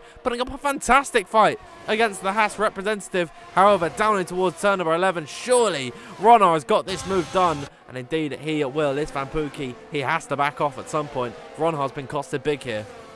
Yep, that's really not ideal for Ronhar. Now he's lost the DRS to Alfie Butcher, and Thomas now goes into the pit lane to go on to, I believe, is it going to be soft at this point? I'm not quite sure what the deg's like, and he goes on to soft tyres. So that'll be what Shinaka Clay and Dylan Warren are doing. So they've got to push now on this one, I think, to make it work. Obviously, we saw Barry do the same in PSGL, PCF1, but he did lose a lot of time. Where obviously he had a high time when he lost a lot of time at the end. So bit of a big gamble from Thomas, and it'll also be Harlem, Shinaka, and Dylan Warren. And where does Parage's come out? He comes out in provisional fourth, just ahead of Ruben Progenio, who's going to look for a move on him. I can't get him into turn one, but he'll stick behind, going through turn 2 and 3. Then gets the DRS, going to go up the inside into turn. Oh no! Spin round, contact, and that's Thomas out of the session. Big collision between Ruben and Paragic. And Safety car. Well, one of them is out, the other one my. losing his front wing, but that was rookie mistakes from both of them. Well, rookie mistakes from Progenio there. Then at turn 3. Oh my gosh, and now the safety car's been deployed. Dylan Dylan Warren Warren. is laughing. Dylan Warren, Shinaka Clay, Harlan Marquise, they all get 3 pit stops here. Onto, maybe they could go on the soft because we're going to spend a few laps behind the safety car. It's a minimum 2 laps that the safety car has to be has to be out on circuit. And so they could maybe make the soft tyres work. And, given how spread out this field is, it might actually take 1 extra lap. Dylan Warren, he's going to have a fantastic time coming into the pit lane here. I think Modesto Mena, he gets back in this race as well. Conor Muir too, he'll be back in with a chance. I mean, we're going to have a fantastic ending to this race, but Tomek Paragic, I mean, we said he was going for a gamble. I mean, already it's not worked out. We'll never know how that would have panned out for Tomek as Dylan Warren comes into the pit lane for a set the soft. Shinaka Clay and Harlan Marquise will be doing the exact same thing. Dylan Warren's going to be in the lead here. Yeah, that was not something I was expecting at all. And where's Shinaka going to come out? He'll come out possibly in 5th. So it's worked great for Shinaka Clay. Obviously, was in the top. Was it top 5 in lap 1? Obviously, had that incident with I think it was one of the Alpines race clutch down at turn 5, and he's lost lots of position. Went down to 19th. He's now back up to 6th. Alfie Butcher into 5th. Carroton 4th, Luke Smith 3rd. But Dylan Warren, what a strat. I know I'm not meant to be biased, but I'm rooting for Dylan at the moment. This is looking like it's going to go really good for TF10 as well. Harlem comes out in 9th, so great, pit stop from him. Obviously, he was down in 18th at one point, and he's now up in 9th. Perez in the top 10 as well with the FER car, but he's going to be under a lot of pressure because you can see Thomas Ronhart, Alexander Kraft, Istvan Pukki, Lennon Gertz are now all going on to soft tyres. So this is going to be a grandstand ending here at Bahrain. How will these guys cope with the soft tyre fall off? That's what I'm interested to see. We're on lap number 22 of 29, and the safety car won't be coming back into the pit lane, I'd say, until the start of lap 25. So we'd have 5 laps to go with pretty much hardly anywhere. It'd be ever so slightly worn soft tyres. I think they can do it. I think they can make it to the end quite nicely here. Yes, so, definitely. Yeah, Dylan Warren, Shinaka Clay, Harlan Marquise. They're going to be in a fantastic position. No Welch's tyres already have a lap wear on them. This might actually be a tyre that you use in qualifying. Thomas Ronhart, Alexander Kraft, Istvan Pukki, they're all going to have fantastic pace. But of course, not having that track position, they're going to have to muscle their way through on some of these guys, especially the likes of Carroton, the likes of Smith and Otis Lawrence, who will be falling back down the order. That's pretty much inevitable in this race. It is going to be tricky for them to make these moves. It's going to be very hard to defend as well. I'm very excited to see the end of this race. And obviously, we've got the safety car will probably be in next lap, so lap 23 going on to lap 24, which means we'll have 5 laps of racing, 2 or 3 laps of DRS racing. And obviously, because Dylan's got, he's now under the safety car, his tyres will have hardly any wear realistically under this safety car period, so he'll have 5 or 6 laps to push. Hopefully his tyres can they'll make it to the end, but hopefully they can keep in some good optimum wear so we can still try and fight. Obviously, at the moment it looks like he will go with Dylan Warren's way, but an incident, a spin, an incident possibly with Otis or Luke could end it all. So it's not all over yet, but at the moment it looks like it is going to go the way of Dylan Warren in the Red Bull. And, well, it reminds some people possibly of Abu Dhabi. Safety car near the end of the race, the Red Bull onto new softs, the car behind on older tyres. Some people will be getting a bit of PTSD. Luckily this time it's a McLaren, not a Mercedes. I mean, slightly different circumstances. Certainly it's going to be benefiting TF10 to be in this place, especially in their fight with VSR. There's 1 point separating TF10, I think, in the good for them, but VSR 12th and 14th at the minute. Granted, they are on the soft tyres, and they're going to have a lot of pace in comparison to the guys in front. It will be difficult for them to file their way through. As I'm just wondering, how is this race going to end? I can expect fireworks, I believe. I think something's going to happen. Something will happen to one of these soft runners. I don't think it's going to be straight cut. Dylan Warren wins this race by a margin. Shanaka Clay is going to get through and take P2, and then Harlan Marquis finish P3. I think there's going to be something big that happens in this one. Yeah, we'll have to wait and see. I mean, the safety car is not going to come in this time by. That's due to the fact that Conor Muir and Modesto Mena are quite a ways off the back of the pack. They both pitted. Modesto Mena, interestingly enough, has gone for mediums. I wonder if he didn't have any fresh set of soft tyres. He went onto the softs actually at the beginning of the race when he came into the pit lane with damage, so he's really shot himself in the foot there. But Conor Muir, he's come into the pit lane, fitted on a set of soft tyres of slightly less wear than everyone else. He does have a 3-second time penalty, the only time penalty actually this evening. Really well done from these drivers. I wonder if that is going to cause any factors, certainly through turn number 4. We know from, is it 2022 race, 2021? I think it was 2021 Bahrain Grand Prix. I mean, there was a million extensions. I think it was Lewis Hamilton went off like, I think someone counted 29 times at turn number 4. Something like that, yeah. And then also we had Barry and, no, it was Dylan and Thomas. They had that issue also at turn 4 when Thomas got, I think he had some contact with Dylan. He went off track. He then took the position, I believe, over Nico. Then put himself ahead, and obviously he got that 5-second penalty. That penalty stuck. So hopefully we don't have any of them issues today, because it does cause a lot of controversy. People deciding who should get penalties and who shouldn't. But today I don't think we'll see that happen. Obviously we haven't got Dylan and Thomas side by side, so maybe that is probably a little bit better for the sanity of the drivers to get through to the end of the race. But at the moment, Dan, who do you think will take the win?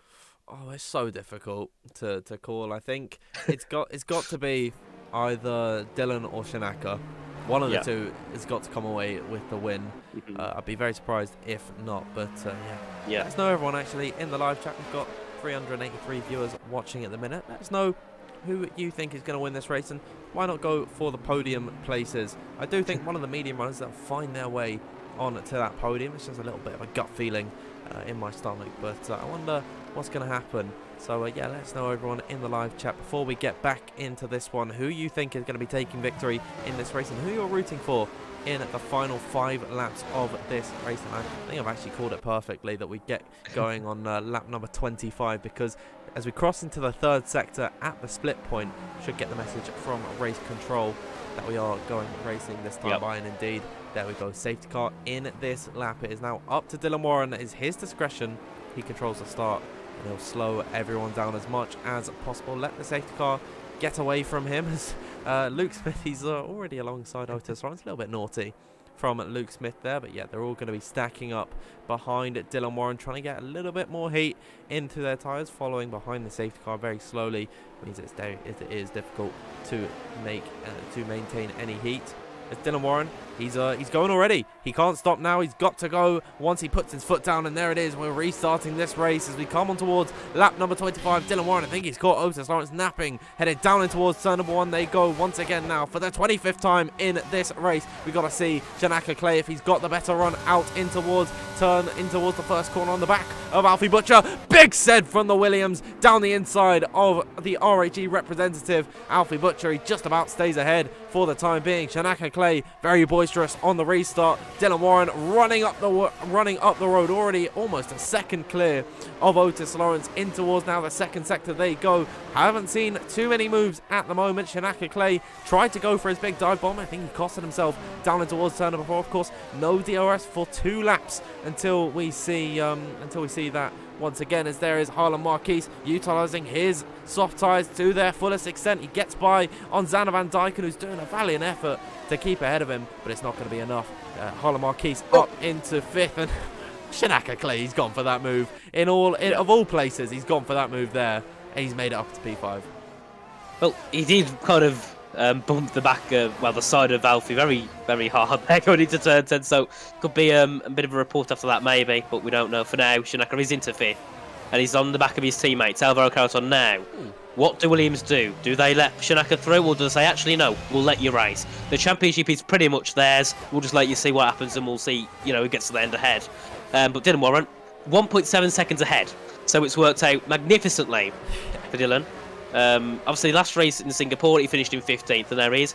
28.9, the fastest lap. That's what I can do in qualifying myself for Bahrain.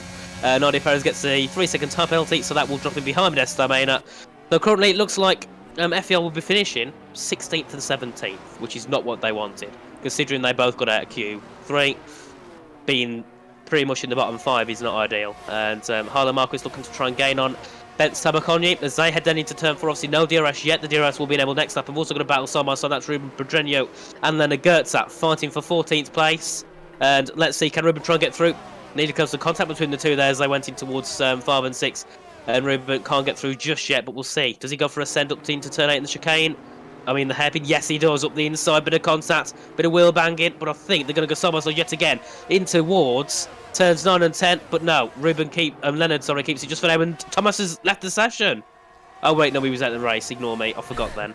I forgot he was out of the race. I was going to say actually he's going to drop down the field, but no, he's already out. So.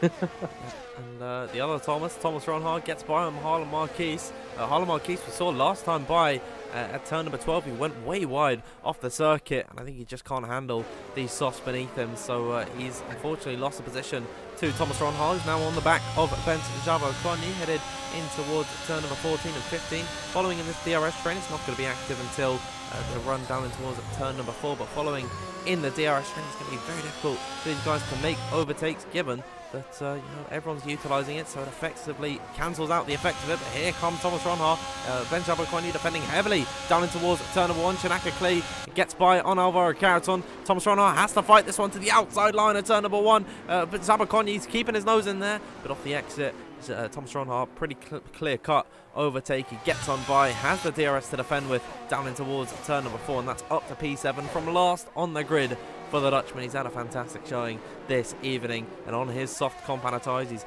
really shown what his worth is as Ruben Pedreño. He does finally at last get by on Leonard Gertzer. Yeah, Noddy Perez hit the back of Leonard into turn 5 and 6. So I thought Leonard was going to spin round. Ruben obviously broke later. Leonard broke early, not to go side by side into the corner, and then Nardi just smashed into the back of Leonard, but luckily no damage. I thought there was going to be damage for one of them there at least, so obviously got very strong cars by the looks of it. But Ronhard having a great run in the final part of this race. He's got 2 laps to go, well 2.5 realistically, and he's got to get past Alfie Butcher and Alvaro Carreton. But he's got a lot of work to do. The DRS is enabled now, so when it goes down the straights, he's not got as much as an advantage as he did before. But his main part now to get through in turn 1 will be a great exit out of turn 13, which he does. But it seems Alfie gets a bit of a better exit and starts to pull a little bit. But now, depending on what he can do in 14 and 15, depends what he can do in terms of getting past Alfie into turn 1. Absolutely, we'll see what happens down this straight. Thomas Ronhard certainly on the battery, wants to go for this move on Alfie Butcher. Headed now in towards the first corner. There you go. Shanaka Clay up the road is closing to the rear of Luke Smith, but Thomas Ronhard, he's got Alfie Butcher in his crosshairs. He looks to the inside line at turn number 1. Alfie Butcher doesn't put up too much of a fight. I think it was inevitable that Thomas Ronhard was going to have that overtake his way or the highway, and Bent Tabakonyi loses the place to Harlan Marquez as Alfie Butcher coming back at Thomas Ronhard, headed down in towards turn number 4. It doesn't make that move stick. Louis Welch gets by on Xander Van Dyke, and he's now recovered to P10. It's been a good day for SRT, and now Van Dyke, he begins to slip down the order. His mediums more worn out than these softs, and that is certainly showing in the amount of grip that they have. We'll have a look at Shanaka Clay on the back of Luke Smith. Those softs not going to last forever at this point. 6 laps old. We've got yellow flags in sector 2. That is Isfan Pookie having some sort of issue there. He's now to the back of the order. Really unlucky for Parnell this evening, and I think that is going to be the final nail in the coffin for them in their fight with Williams at the top of the order. 4th and 5th at the minute for the boys in blue. Certainly a strong showing at this point. I think they're going to have this one wrapped up. Yep, I think it's definitely possible that they'll take it today. More than possible, pretty much guaranteed. Obviously, Parnell obviously finishing 9th and 18th, so I believe that'll be, 1 or 2 points for Parnell. Not 100% sure how the point system works, but I believe it'll only be 2 or 3 points for Parnell. So Shanaka and Alvaro finishing like this will basically give them the championship pretty much confirmed. But I wouldn't say it's been the best day for SRT, but it's been the best day so far for Louis Welch. And I say that, and he gets overtaken by Alexander Kraft into turn 1. So Louis now 8 of the points into 11th. Nearly hits the back of Alexander Kraft, but luckily doesn't. And Xander Van Dyke outside the 1 second, but jumps back in due to Louis going a bit deep. And also, is that another collision? No, it's Nardi getting through Leonard Goetze down at turn 3 and 4. But because of the penalty for Nardi, it doesn't really matter. We've also got another battle ahead. That's Ruben Pedreño and Xander Van Dyke fighting for 12th position. And still, Ruben just can't get through. So the soft's not paying off for Ruben at all. But Shanaka, one to watch on the final last lap of the race. It'll be Luke Smith trying to get through an Otis, and it'll be Shanaka trying to get through on Luke. We'll see how this one pans out, but yeah, it's been a definitely up and down race, especially for Shanaka Clay on the rear of Luke Smith. Can he challenge in towards turn number 11? It just doesn't look likely at this point anymore. I think Otis Lawrence and Luke Smith, they're going to hold off Shanaka Clay. We'll have a look at Dylan Warren, who's just escaped up the road, been untouchable since the restart. He's headed out to turn at number 13 in the final sector for the final time this evening. What a race it has been. He timed his pit stop perfectly. The safety car came out at the opportune moment for Dylan Warren now off the exit of turn number 15. He is going to take victory here in Bahrain. What a showing from TF10. They take victory around at the Sakir International Circuit. Otis Lawrence eventually ends up in a P2. Luke Smith in third, and Shanaka Clay finishes this race in P4, sorry, despite having those medium tyres. Those soft tyres. I'm losing my words at this point. Yeah, that brings us to the end of what was a very exciting Bahrain Grand Prix. It was Dylan Warren, the big beneficiary, who takes victory. Yep, and I was reading the chat earlier, and Jake Benham said that Dylan would win by 2.5 seconds. He won by 2.4. So Jake definitely having some influence there on Dylan's tyres, and he won by just under 2.5 seconds. Great race for him, obviously. He was looking for a P3, a P4. Safety car came out after the Veloce. Perez just crashed out after having an incident with, I believe, Ruben Pedreño. And obviously, safety car come out. Dylan pitted, come out ahead, takes the fastest lap as well. So an extra point for Dylan Warren. He finishes first, started in third, and then obviously Otis Lawrence in second. And Luke Smith, yet again, back-to-back podiums, finished second, or third, I believe, in Singapore. Yep, strong showing from Luke Smith this evening. He can only muster third position because it is Dylan Warren, you can see, at the top of the order. He celebrates the top of the podium alongside Otis Lawrence and Luke Smith. Look at that, an all-British top four this evening today. And Williams with a strong showing in fourth and fifth. Thomas Ronhart eventually ended up getting into 6th place from 20th on the grid, and from 18th, Alfie Butcher managed to finish in 7th. Harlan Marquis from 14th finishes in 8th, 9th for Jabba Conye, and then Alexander Kraft rounding out the top 10. Then up next it's Louis Welch, who manages to make his way up into 11th. Ruben Pedreño recovers to P12 after his collision with Tomac Paragic, which eventually brought out that safety car. Modesto Mena from being 30 seconds back from anyone else last in the field, now finishes in at 13th, ahead of Leonard Goetze in 14th, 15th for Istvan Pukki. Xander Van Dyke dropped all the way to 16th. Conor Muir had an incident somewhere along the road, he finished in 17th, and then spinning out the final corner, Nardi Perez finished in 18th. And then your two retirements for this evening, Tomac Paragic in 19th, and then Matthijs van Erben. We didn't see him pretty much at all in this one, but that brings us to the end of what was a very exciting end to the Bahrain Grand Prix, and it was Dylan Warren taking victory. Yep, I kind of forgot about Modesto Mena. I didn't really watch him throughout the final part of the race, so he's jumped up to 13th. Great recovery from him. Obviously was, half a minute behind, I think, at one point, and he's jumped up to 13th behind Ruben. So great start great end, really, for him. And it would have been nice to see where he would have got if he did end up, where he qualified in 11th. He would have probably been a few positions higher, but he's finishing 13th, so great for FVR. I think they might just about... Will they jump SLT? I think they will. Just about.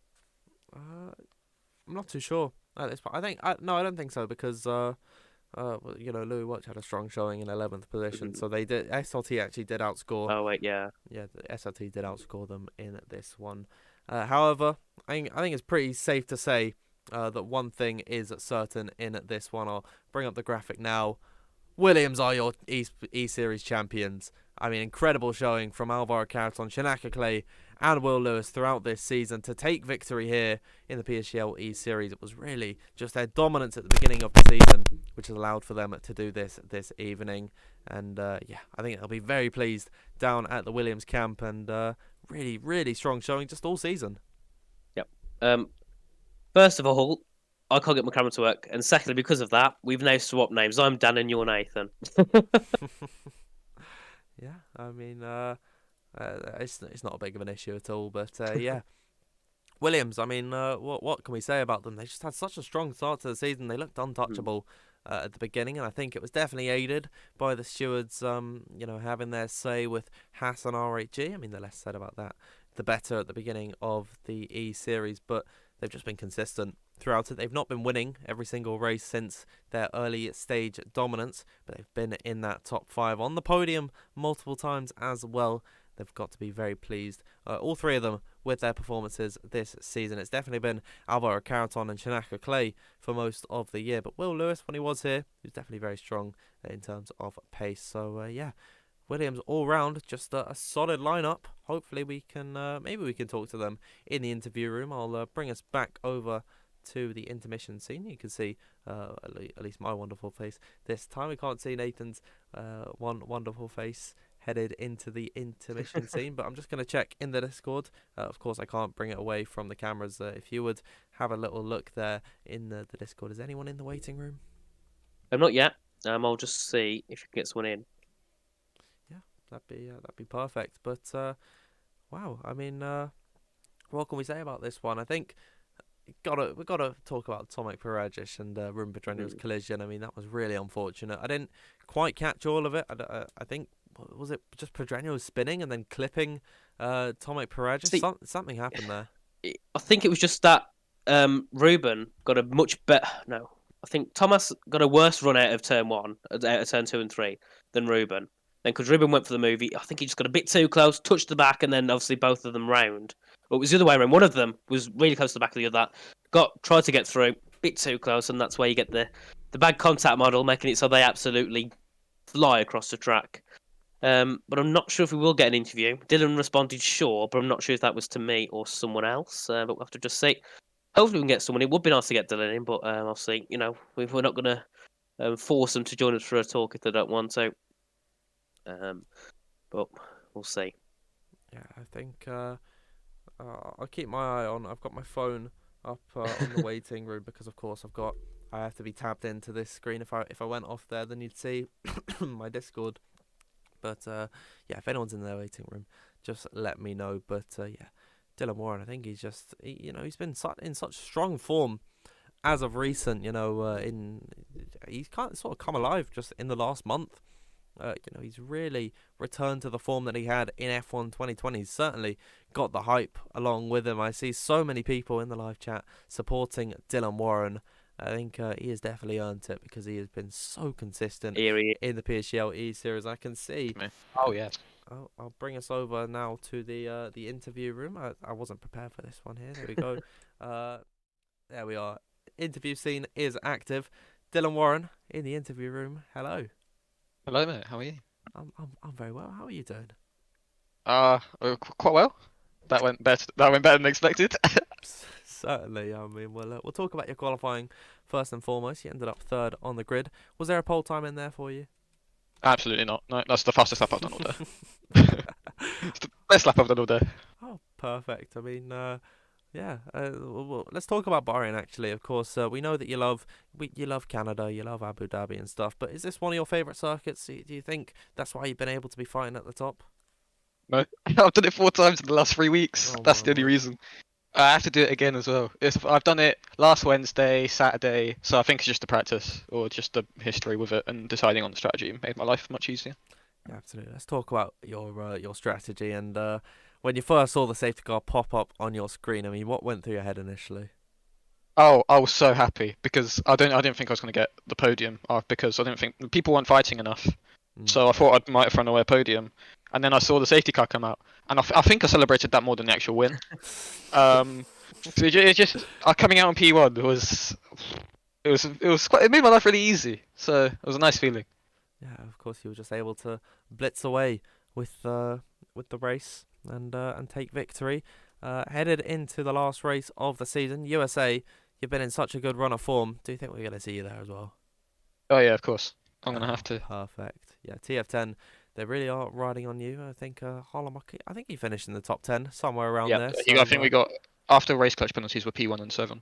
Oh, perfect. Yeah, I mean, incredible stuff then from TF10 this evening. Certainly helps you in your fight with VSR. I think that would solidify you in the I think it's P5 position that you're in at the minute. Maybe it's P6. It brings us closer to Veloce and Yeah. Race Clutch for P4. So that's the fight for the last race. Yeah, that's what I was getting on to. Yeah, I mean, it's going to be a fantastic ending to this season with Williams wrapping it up. We've got the fights for P2 and then the fights for P4. You know, it's very exciting stuff. But, you know, you just got to keep doing your thing. Headed into USA. I mean, how are you feeling around there? I felt good going into PSGL F2, so hopefully I can continue that feeling. Obviously we're going to need to practice, and hopefully we'll have 2 drivers in Q3 again.